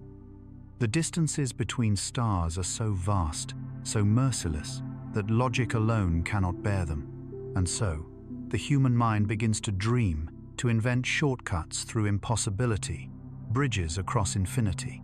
We call them warp drives, wormholes, portals in the fabric of space and time. You lean back in your seat, watching the stars drift by in their patient stillness, and wonder, could it ever be real? Could a ship like this one fold the universe like paper, bending 2 points together until they meet? Could light years collapse into moments, and a lifetime's journey become a single breath? The equations say maybe. Einstein's theory of general relativity allows the geometry of space-time to bend, twist, and stretch. In principle, it doesn't forbid shortcuts. It only demands energy and conditions so extreme that they border on myth. In the equations, a wormhole is possible, a tunnel connecting distant regions of the universe. Enter one end and emerge at another star, another galaxy, maybe even another time. But the catch is cruel. No one knows how to build or stabilize one. Theoretical physicists have spent decades exploring the math. They've proposed exotic matter with negative energy, cosmic strings, quantum foam. These aren't things that exist in any lab or on any planet we've yet found. They're concepts, ghosts of equations that whisper, what if? You imagine such a tunnel, its entrance glowing faintly, curving inward like the surface of a soap bubble, its interior shimmering with light that isn't light. Would crossing it feel like falling or like flying? Would there be color, sound, a sensation of motion, or only silence? Your ship continues to drift, powered by sunlight and momentum, but your mind travels faster than physics allows. You picture the Alcubierre drive a theoretical warp bubble that compresses space in front of a ship and expands it behind, moving the vessel without violating the speed of light. It's not movement really, it's manipulation. The ship doesn't travel through space, it brings space to itself. The math is elegant and terrifying.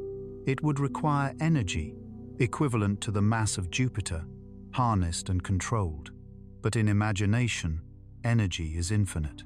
You wonder what it would look like. From the outside, a ship surrounded by a shimmering distortion, stars bending like reflections in rippled water. To those within, time might pass normally. To observers, the ship could seem to vanish, crossing impossible distances instantly. It's the stuff of science fiction, yet also of human nature. We see barriers, and we dream of breaking them. Out the window, space looks still, but you know it isn't. Everything moves. Galaxies expand, stars orbit, planets spin. The universe itself is in motion, stretching outward faster than light at its edges. In a way, that's a kind of warp too, a cosmic expansion that carries galaxies away from one another without breaking any laws. Perhaps, you think, we don't need to invent warp travel. We're already riding one. The universe has been expanding for 8 billion years, and we're passengers on its swelling wave. You imagine ancient civilizations, if they exist, learning to surf that expansion, using cosmic inflation itself as propulsion. Maybe, to beings far older than us, warp travel is as mundane as sailing was to early explorers. Perhaps they slip through wormholes the way fish pass through reefs, unafraid of distances that would paralyze us. Maybe they've already passed this way, leaving trails we're too primitive to detect. The ship's instruments pick up faint gravitational ripples, subtle waves in space-time, caused by distant collisions of black holes. You think about those singularities, the ultimate warp engines of nature. Their gravity distorts time and space so completely that the path around them bends into itself. Some scientists wonder if black holes might be connected to white holes, hypothetical opposites that expel matter instead of consuming it. If such pairs exist, they could be the gateways we dream of, wormholes, connecting one corner of the universe to another. But even if they do, how could we ever survive the crossing? You close your eyes and imagine what it would feel like to fall into one. At first, There would be beauty, colors stretching, light curving, the horizon bending in impossible shapes. Then time itself would begin to twist. To outside observers, you would freeze at the edge, never crossing. To yourself, you would fall freely, unaware that you'd already become history. Perhaps that's what dreams of warp travel are, humanity's longing to touch what can't be touched. To move beyond the limits of mortality, you open your eyes again.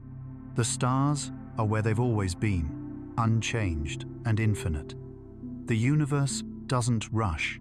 It moves at its own pace, patient and certain.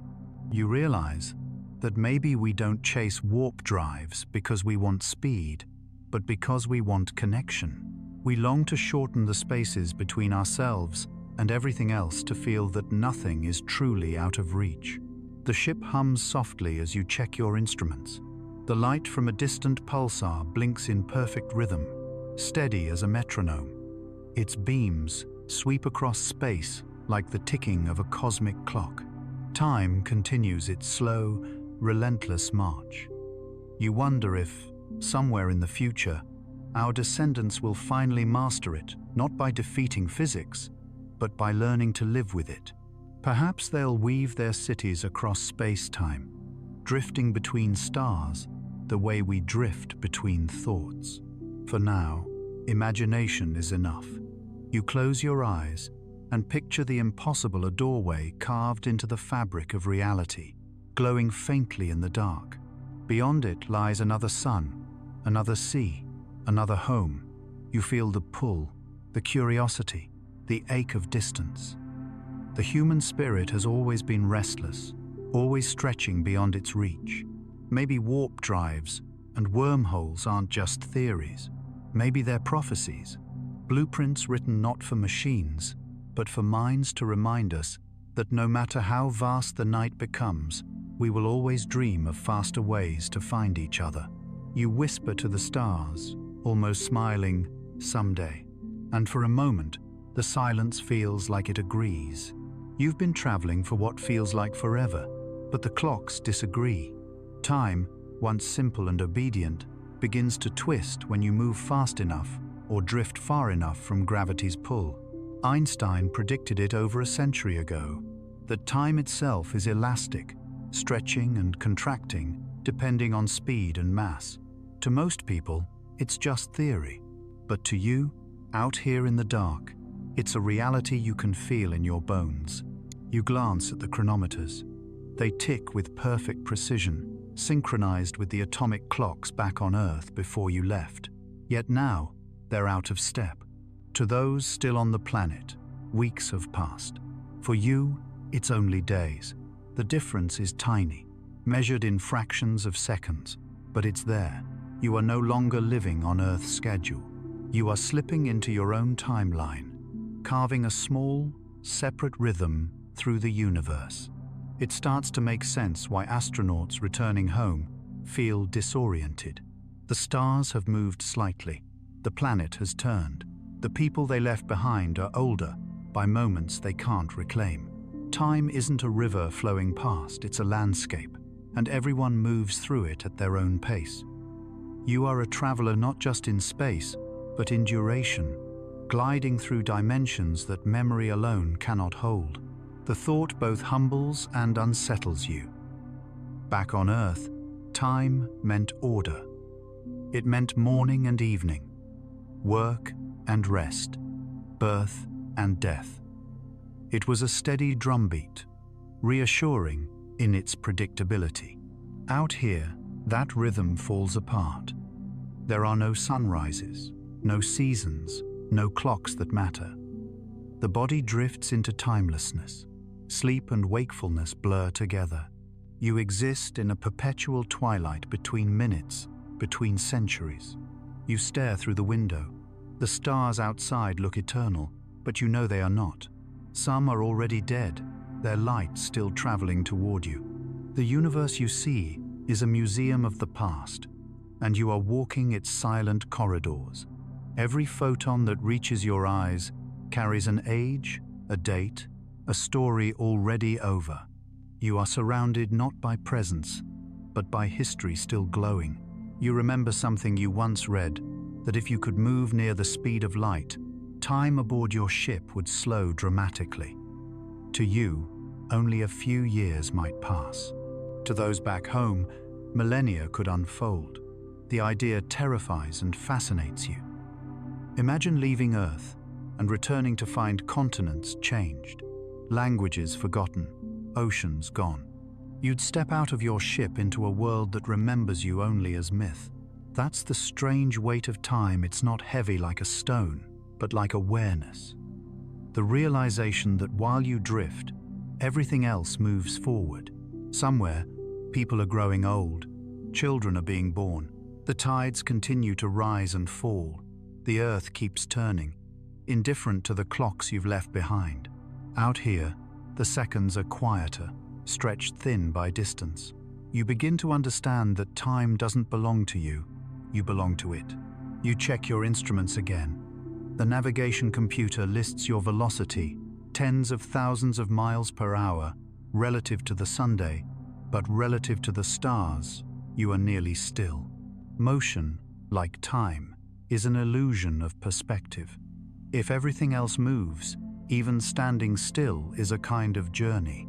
You look at your reflection in the window and realize you are older than when you began, yet younger than you would be if you'd stayed. Time, that invisible sculptor, has already changed you in ways you cannot see. Sometimes, in the long hours of silence, you wonder what it means to arrive. The faster you move, the more the world behind you ages. The farther you go, the less the word now means. Out here, every moment overlaps with another. The pulse of your heart could coincide with the birth of a star, the death of another. You begin to see that time isn't a line. It's a web, infinite and intricate. Every event is connected, vibrating together in a symphony too vast to hear. You think of relativity not as a law, but as a poem. The idea that time bends near massive bodies, that it slows near black holes, that gravity can stretch it like fabric, it's almost beautiful. Imagine standing near the edge of a black hole, where minutes for you might equal years for someone far away.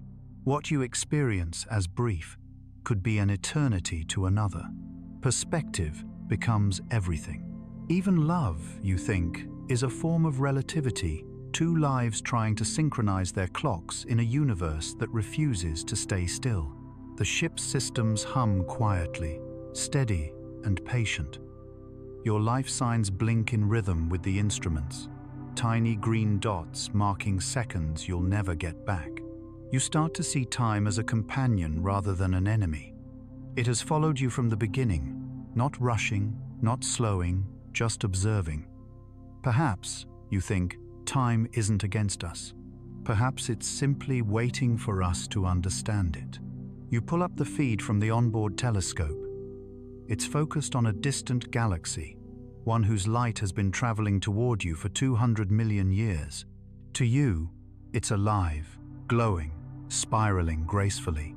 But in its own present, it might already be dust. You're not seeing what is, but what was. And yet, that illusion sustains you. Maybe that's the secret to surviving in deep space, to fall in love with moments already gone and still find them beautiful. For a while, you try to imagine a world without time, everything happening at once, no before or after, no cause or effect. It's impossible. The mind needs sequence, it needs rhythm. Even eternity must have a heartbeat. Perhaps that's why we measure it with watches, calendars, stars, not because we need to control it, but because we want to know that we belong somewhere inside it. You turn off the lights in the cabin and let the darkness settle around you. The stars remain, steady and ancient. Somewhere out there, their light is aging too, traveling endlessly forward, never knowing where it will arrive. You breathe slowly, aware that each breath is another small mark in the record of time. You whisper to yourself, almost reverently, "We are made of time as much as we are made of dust." And in that moment, the weight of time doesn't feel heavy anymore. It feels like gravity, a force not holding you back, but keeping you connected to everything that has ever existed and everything that will be. The universe has grown quieter the farther you've gone. It's not the silence of sleep or peace, but the silence of scale so vast, so absolute, that even the hum of your ship feels like blasphemy. You've passed beyond the bright cradle of the solar system, through the whispering dark of the Kuiper belt, past the pale edge of the heliopause. Now, before you lies a darkness different from any you've known, the intergalactic void, a gulf between the cities of the cosmos. From this vantage, galaxies replace stars. What once looked like pinpoints of light now reveal themselves as entire spirals of existence, each containing hundreds of billions of suns. The Milky Way, your home, glows faintly behind you like a distant lantern left burning in the window of a house you can no longer return to. Ahead, another cluster glimmers, the Andromeda Galaxy, 2 million light-years away. It is coming toward you, though at a pace so slow that the collision will not happen for billions of years.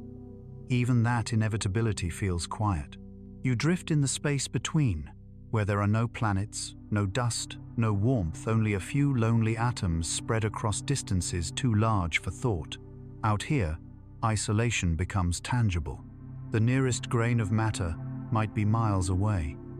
The faint glow you see isn't from stars nearby, but from entire galaxies compressed into a single thread of light. You are adrift in the ocean between islands, where the water itself has forgotten it ever belonged to a shore. And yet, even here, there is motion. Gravity weaves invisible filaments across the void, connecting galaxies like pearls on cosmic strings. Astronomers call it the cosmic web, a lattice of dark matter and light, the skeleton of the universe. You are floating within one of its tendrils now, though you cannot see it. Everything around you appears empty, but the emptiness hums with structure. It's the architecture of everything, seen only through its pull. The ship's sensors register faint cosmic rays, the afterglow of supernovae from galaxies millions of light-years away. You can almost feel them brush against the hull, like whispers of stories too distant to hear in full. Somewhere, stars are dying in bursts of brilliance, and their light will travel for ages before it touches anything again. Even in their death, they send messages across the dark. The universe, it seems, never stops communicating it, just speaks in scales too vast for human attention. You think of the travelers who might have crossed these expanses before you, if such beings exist, civilizations that learn to move not from planet to planet, but from galaxy to galaxy. They would see what you see now, but perhaps not as emptiness. Maybe, to them, this darkness would be alive with trails of energy, with invisible bridges of matter, with light beyond human sight. Perhaps they navigate by the tremors of gravity, or by the subtle songs of dark energy echoing through space-time. You wonder if even they feel lonely here. No matter how advanced, how enduring, how infinite their knowledge, they would still face this truth. The universe is not built for comfort. It is not hostile, but it is indifferent. To exist here is to make peace with insignificance, to find meaning not in being seen, but in seeing. Outside your window, a faint blue glow flickers, the remnant of a quasar, a distant galaxy whose central black hole devours matter so fast, it outshines everything around it. Its light has traveled for billions of years to reach you, carrying the memory of an age when the universe was young and crowded with energy. You watch it fade, knowing that the quasar itself might already be gone. What you see is its farewell. The navigation logs show no nearby stars for hundreds of thousands of light years. The nearest atoms are drifting, solitary, sparse. You are passing through what astronomers call the intergalactic medium, an expanse so empty that if you scooped up a cube of it the size of the Earth, you'd find fewer than a handful of atoms inside. Yet in that emptiness lies the faint trace of everything. The expansion, the remnants of radiation, the weight of time itself. You begin to realize that this silence isn't absence, it's presence, too vast to measure. The void is the universe's way of resting. Between every explosion, every birth of a star, there must be a pause. This is that pause, stretched across light years, patient and complete. Your instruments detect something ahead, a faint halo of light, a rogue star adrift between galaxies. It has been ejected from its home by gravitational tides, flung into the abyss like a lonely wanderer. Its light flickers steadily, feeding on its own fusion, until it will finally fade to a cinder. You feel a kinship with it. Two travelers without destinations, sustained by momentum and the stubborn refusal to stop shining. For a while, you let the ship drift alongside the star, matching its pace. The two of you share the same silence, the same solitude. You wonder how many such stars exist, homeless suns lighting nothing but the dark. Astronomers estimate trillions, maybe more. The space between galaxies is full of them, exiles from collisions and gravitational wars, carrying their light alone. They are the poets of the cosmos, refusing to go dark even when no one is watching. You record a log entry, observation intergalactic drift star, spectral class, G2, luminosity stable. But the real note you don't write down. It's beautiful. The ship continues forward, the rogue star falling slowly behind. You know it will continue glowing for billions of years, long after your ship has gone silent. Perhaps one day, when the Milky Way and Andromeda finally collide, it will be captured again, finding a new orbit, a new home. Even stars, it seems, can be lost and found. You take one last look behind you. The Milky Way is a soft swirl of white and silver, spinning with quiet dignity. From here, it looks fragile, like breath on glass.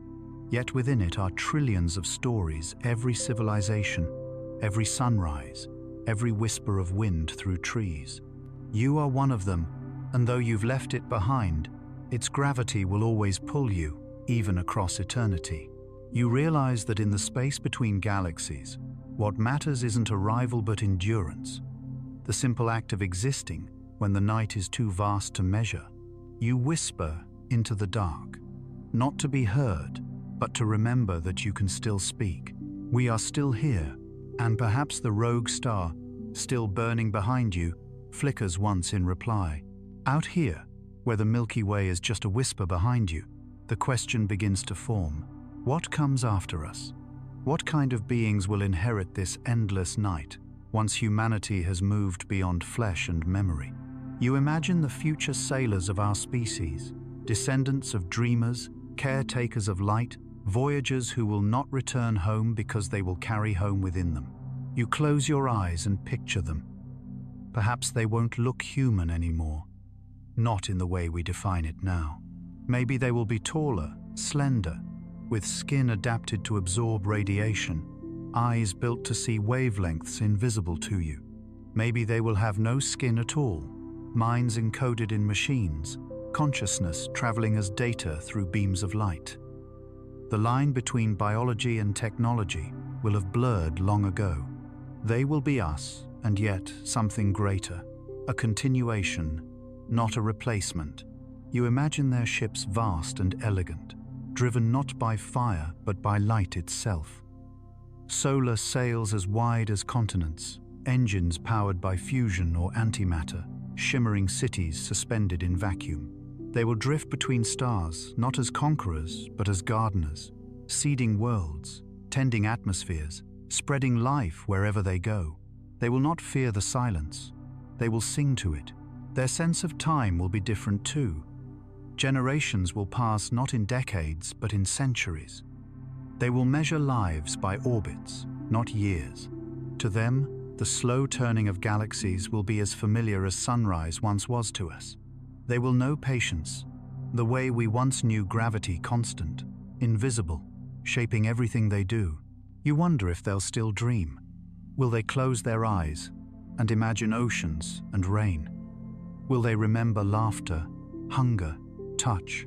Or will their dreams take new forms, patterns of starlight, symphonies of radiation, thoughts shared across light years like whispers in a choir? The essence of humanity, you realize, has never been our shape or our planet.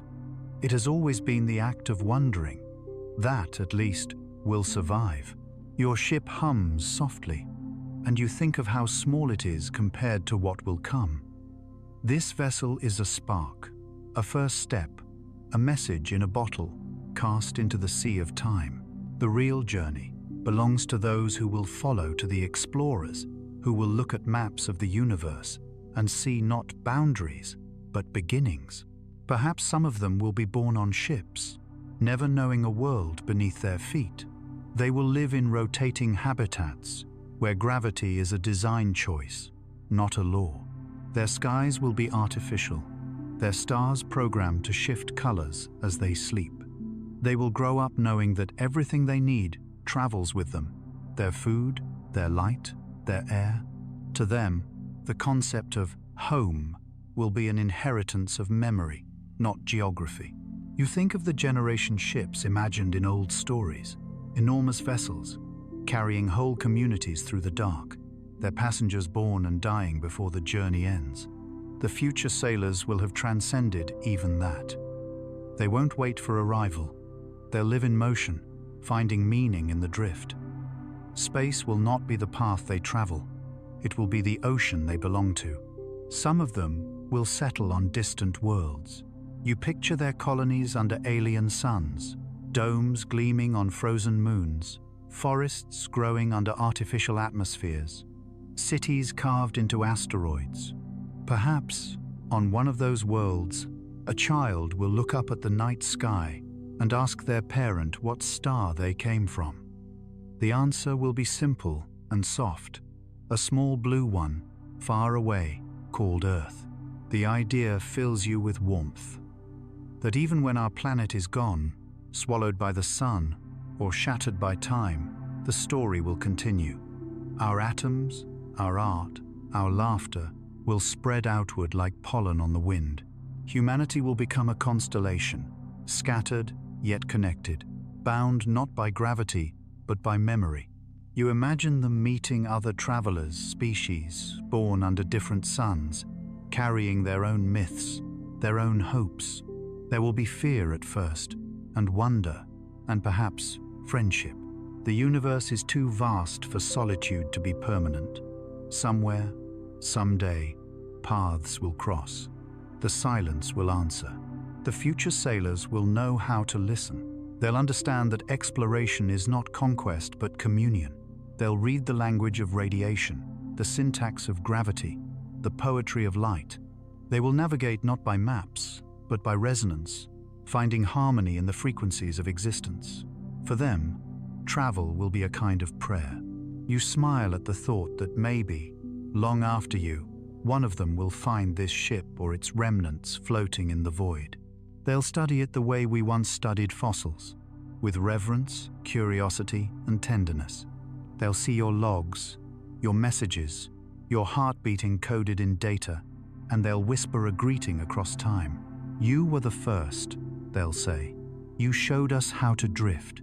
You imagine their eyes, whether organic or artificial, turning toward the distant Milky Way.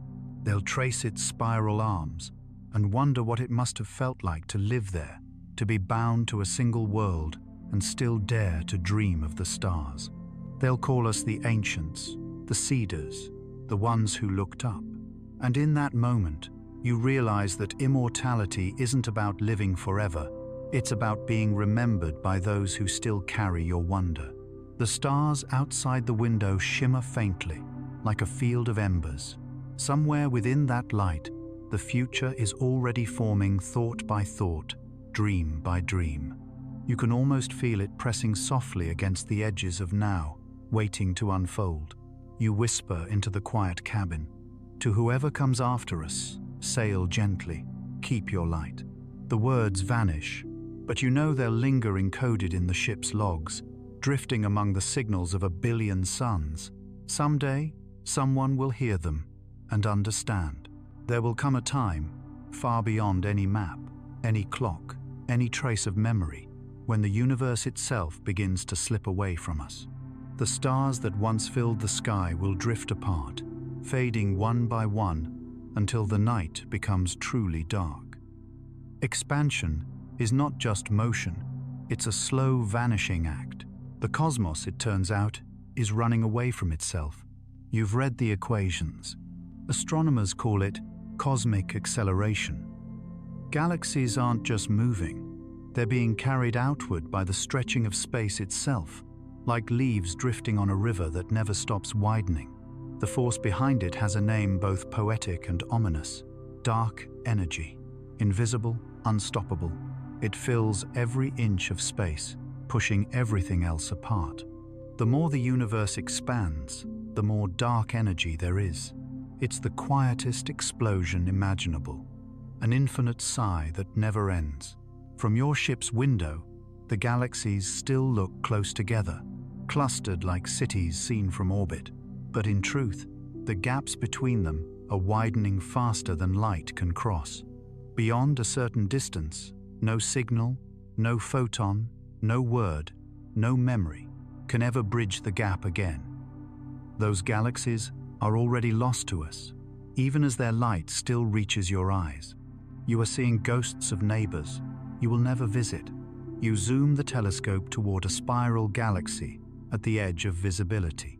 Its arms glow faintly, the same shape as the Milky Way. But you know that by the time your gaze reaches it, millions of years have already passed there. Its stars may have dimmed, its worlds may have died. The light is a postcard sent from the past, delivered too late to answer.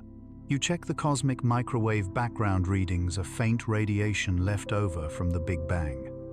It's weaker now than when scientists first measured it on Earth centuries ago. The universe is cooling, thinning, stretching towards silence. The temperature of space itself is dropping, slowly but surely heading toward absolute zero. Entropy grows, and the stars pay the price. You imagine the future skies. First, the distant galaxies vanish. Then, one by one, even the nearby stars exhaust their fuel. Red giants flare and fade into white dwarfs. Supernovae grow rarer until the night loses its fireworks. What remains are dim embers, neutron stars, black holes, cold planets, wandering without suns. The universe, once a radiant bloom, becomes a field of ashes drifting through endless dark. It's tempting to feel despair at that image, but you don't. There's a strange peace in it. Every story must end, even the story of everything. The universe is not dying cruelly. It's simply completing its sentence. And maybe, just maybe, there will be readers left to remember it. You think of the civilizations that might outlive the stars machines built to harness black holes, to survive on the energy of their decay. Some scientists dream of star lifting, the art of prolonging stellar life by feeding it or controlling its fusion. Others speak of migration, drifting toward the last regions of warmth, clustering around the final suns like pilgrims around sacred fires. The future will belong to those who can make peace with eternity. You wonder what those final observers will see. Perhaps they will watch the last galaxies vanish beyond their horizon, each one swallowed by the darkness of its own expansion. Their night sky will hold only the stars of their own cluster, and then, eventually, not even that. The last lights will dim, and the cosmic stage will go dark. But even then, time will not stop. Black holes will evaporate, particles will decay, and silence will deepen. The curtain will not fall. It will simply fade. Your computer beeps softly. Background radiation measurement updated.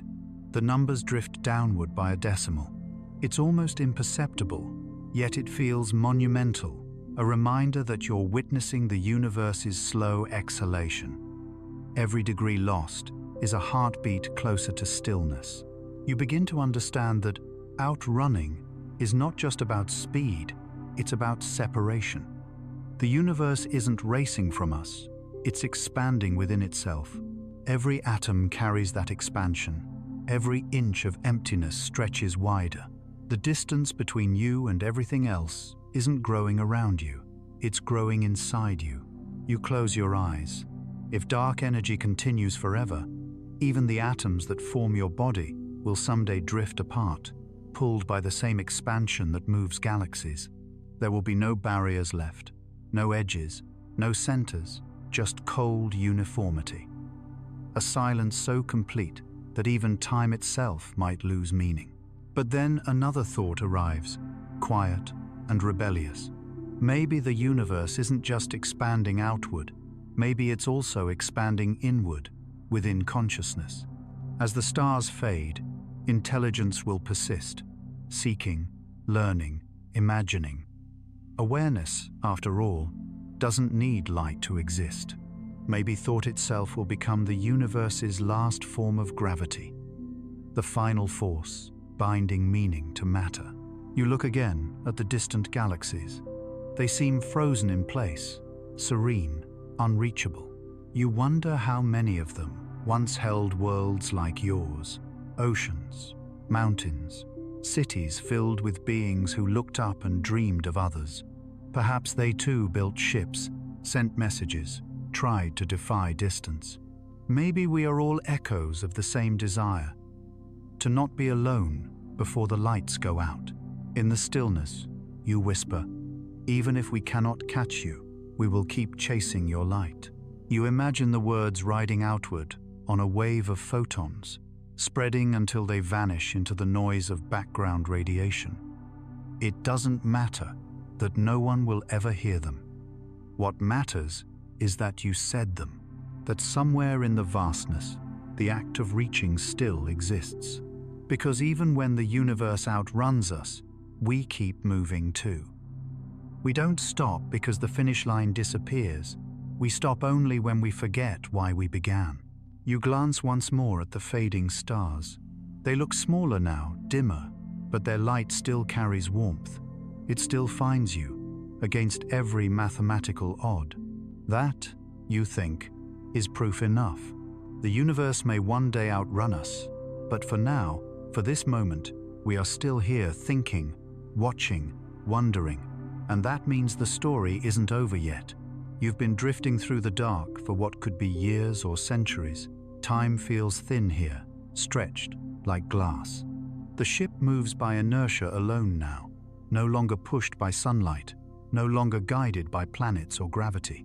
Ahead lies the deepest mystery of all, the last horizon. It isn't a line you can see, or a place you can map.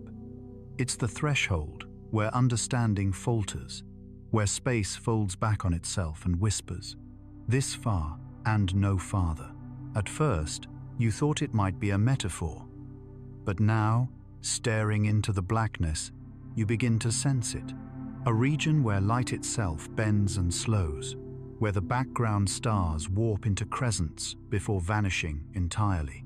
The sensors confirm it, an immense gravitational field ahead, massive enough to distort time and space. A black hole, solitary and perfect, floating like a wound in the fabric of reality. You ease the ship closer, cautious but curious. From this distance, it doesn't look like an object, it looks like an absence. A circle of night cut out from the stars. Around it shimmers the accretion disk, a ring of gas and dust spiraling inward, glowing with heat and fury. The colors are wrong, too vivid gold bleeding into violet, light stretched and twisted by relativistic speeds. It's beautiful, but it's not a beauty meant for survival. The instruments show that time here runs differently.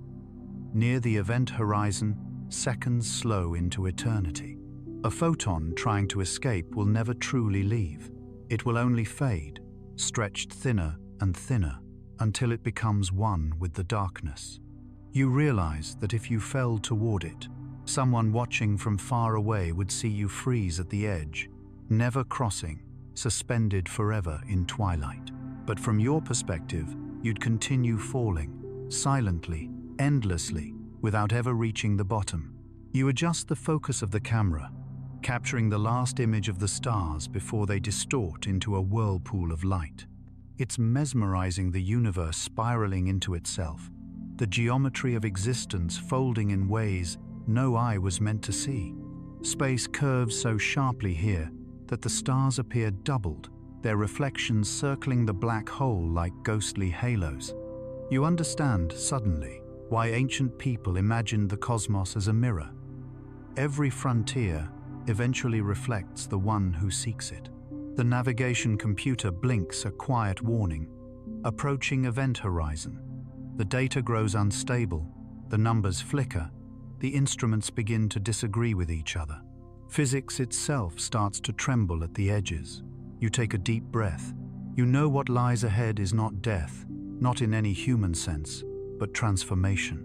Within that darkness, time and space switch places. The future becomes a direction, the past a boundary. Once you cross, there is no turning back. You think of all the horizons you've crossed already. The one where Earth's sky turned black.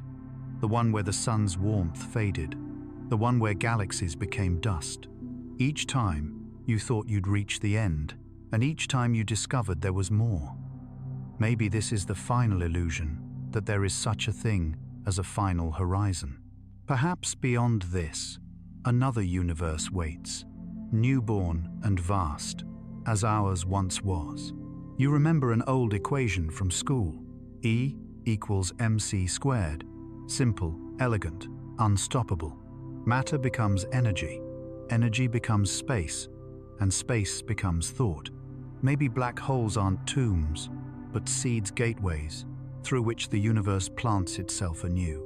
You imagine stepping across that boundary and emerging somewhere else, in another cosmos, another timeline. Maybe light that falls here isn't lost at all. Maybe it's recycled into beginnings we'll never witness. You record a final message. Your voice is calm, slow, like a lullaby for the cosmos. To anyone who may find this, know that we were here. We looked into the dark, and we did not turn away. The words echo in the cabin, soft and steady. You let them repeat until the transmission light fades to blue. The black hole grows larger in the window now, the event horizon shimmering like ink under glass. The accretion disk glows fiercely, its light bending around the shadow in impossible arcs. You feel the pull, not physical, but emotional, like gravity made of curiosity. Every explorer has felt it, the need to see what no one has seen, even if it means not coming back. You glance one last time at the Milky Way, now a faint mist of silver across the distance. Somewhere in that cloud, Earth still orbits its dying star. Somewhere, light from your departure is still reaching new eyes. You feel both small and infinite, a single heartbeat in the lungs of eternity. You cross the point of no return. There's no sound, no jolt, no flash of light, just stillness. The stars vanish all at once, replaced by a slow swirl of colorless motion. The laws of reality begin to loosen the sense of direction, of up and down, of before and after. The cabin feels weightless in a way it never has before, like falling through thought itself. Time stretches. You are everywhere and nowhere at once. You think of Voyager, of the golden record, of the whisper of solar wind against metal sails. You think of the Earth's blue horizon, of laughter and rain, of all the tiny things that made you human. They flicker in your mind like constellations of memory. For a brief, impossible instant, you feel as though you can see the entire universe, from its first burst of light to its eventual stillness, folded inside a single breath. Then, just as gently, the sensation fades. The instruments fall silent. The window fills with a soft gray glow, not light, but something deeper, the shimmer of space, remembering what it once was. You realize this isn't the end.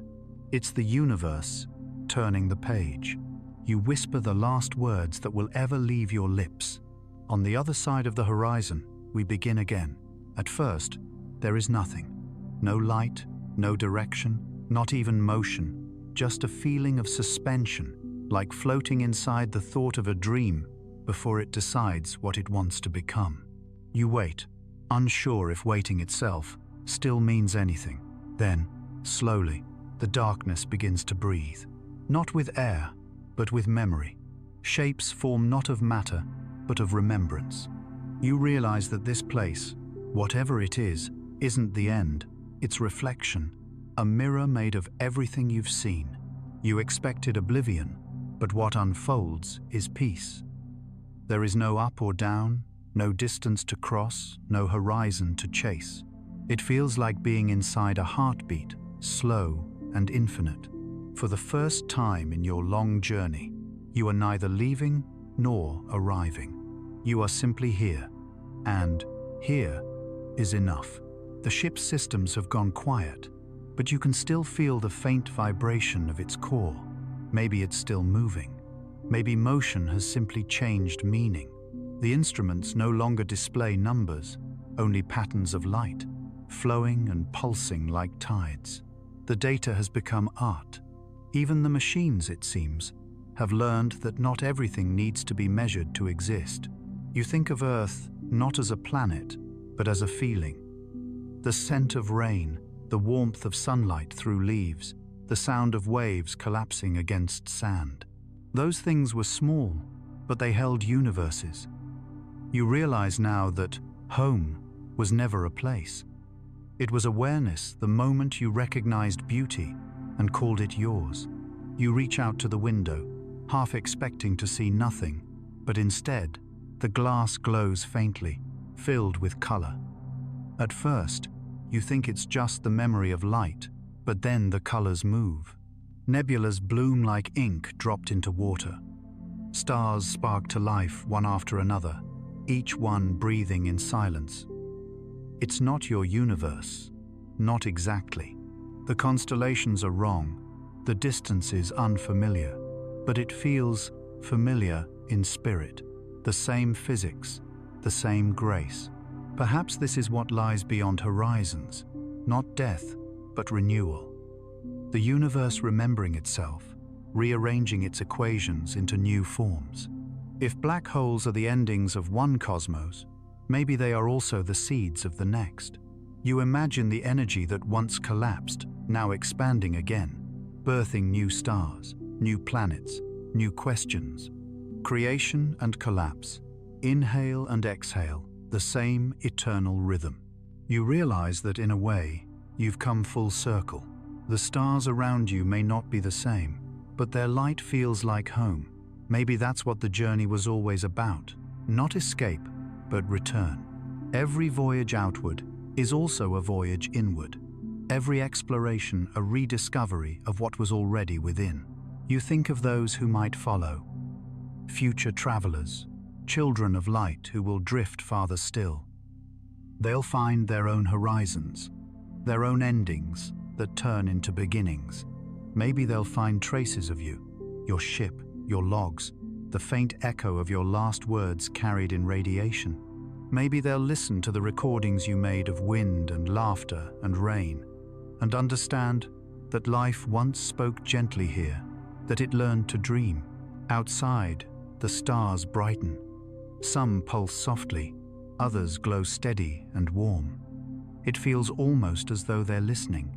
You wonder if, across eons, the universe has learned to feel through its creations. Maybe consciousness is not an accident, but an instinct, the cosmos trying to look at itself, to understand what it means to be infinite. You close your eyes. You remember the first launch, the roar of engines, the trembling of the ground beneath you. You remember the sight of the Earth shrinking into a marble of blue. You remember the moon's quiet, the silence between planets, the vastness between galaxies. All of it returns now, woven into a single thread of belonging. The voice recorder flickers on automatically, as if it senses the need for closure. You speak softly, your words blending with the hum of the cabin. If anyone ever hears this, know that home was never left behind. It travels with us, in every breath, every spark of curiosity, every act of wonder. We are pieces of the same starlight, learning to remember where we came from. You pause, smiling faintly. The cabin glows brighter now, filled with gold and silver light, as though the ship itself is dissolving into energy. You can feel your body growing lighter, not fading, but joining, becoming part of the radiance. The idea doesn't frighten you. It feels right, inevitable. You whisper again, home is still among the stars. Outside, the light spreads. The black hole behind you collapses inward, then expands in silence, a ripple, a pulse, a wave that births new space. The glow swells until everything is one colorless brilliance. For a moment, you sense all things connected: atoms, galaxies, thought, memory, love. It's not a vision, it's recognition. And then, as gently as it began, the light softens, the stars return. You are drifting again, but not alone. Around you, a new sky has formed fresh constellations, newborn galaxies, quiet possibilities. Somewhere, deep within the folds of this young cosmos, a small blue world will one day take shape. Oceans will form. Winds will rise. Someone will look up at the night and wonder how far they could truly go. They won't know your name. They won't need to. Your journey will be written into the dust of their bones, the rhythm of their pulse, the starlight in their eyes. You take one last breath, not because it's ending, but because it feels like the right thing to do. The stars shimmer brighter, as if welcoming you home. In the quiet, you think not of endings, but of continuations. The story was never about reaching the edge. It was about learning that there is none. The universe expands, and so do we. And somewhere, in that eternal drift, home still waits among the stars,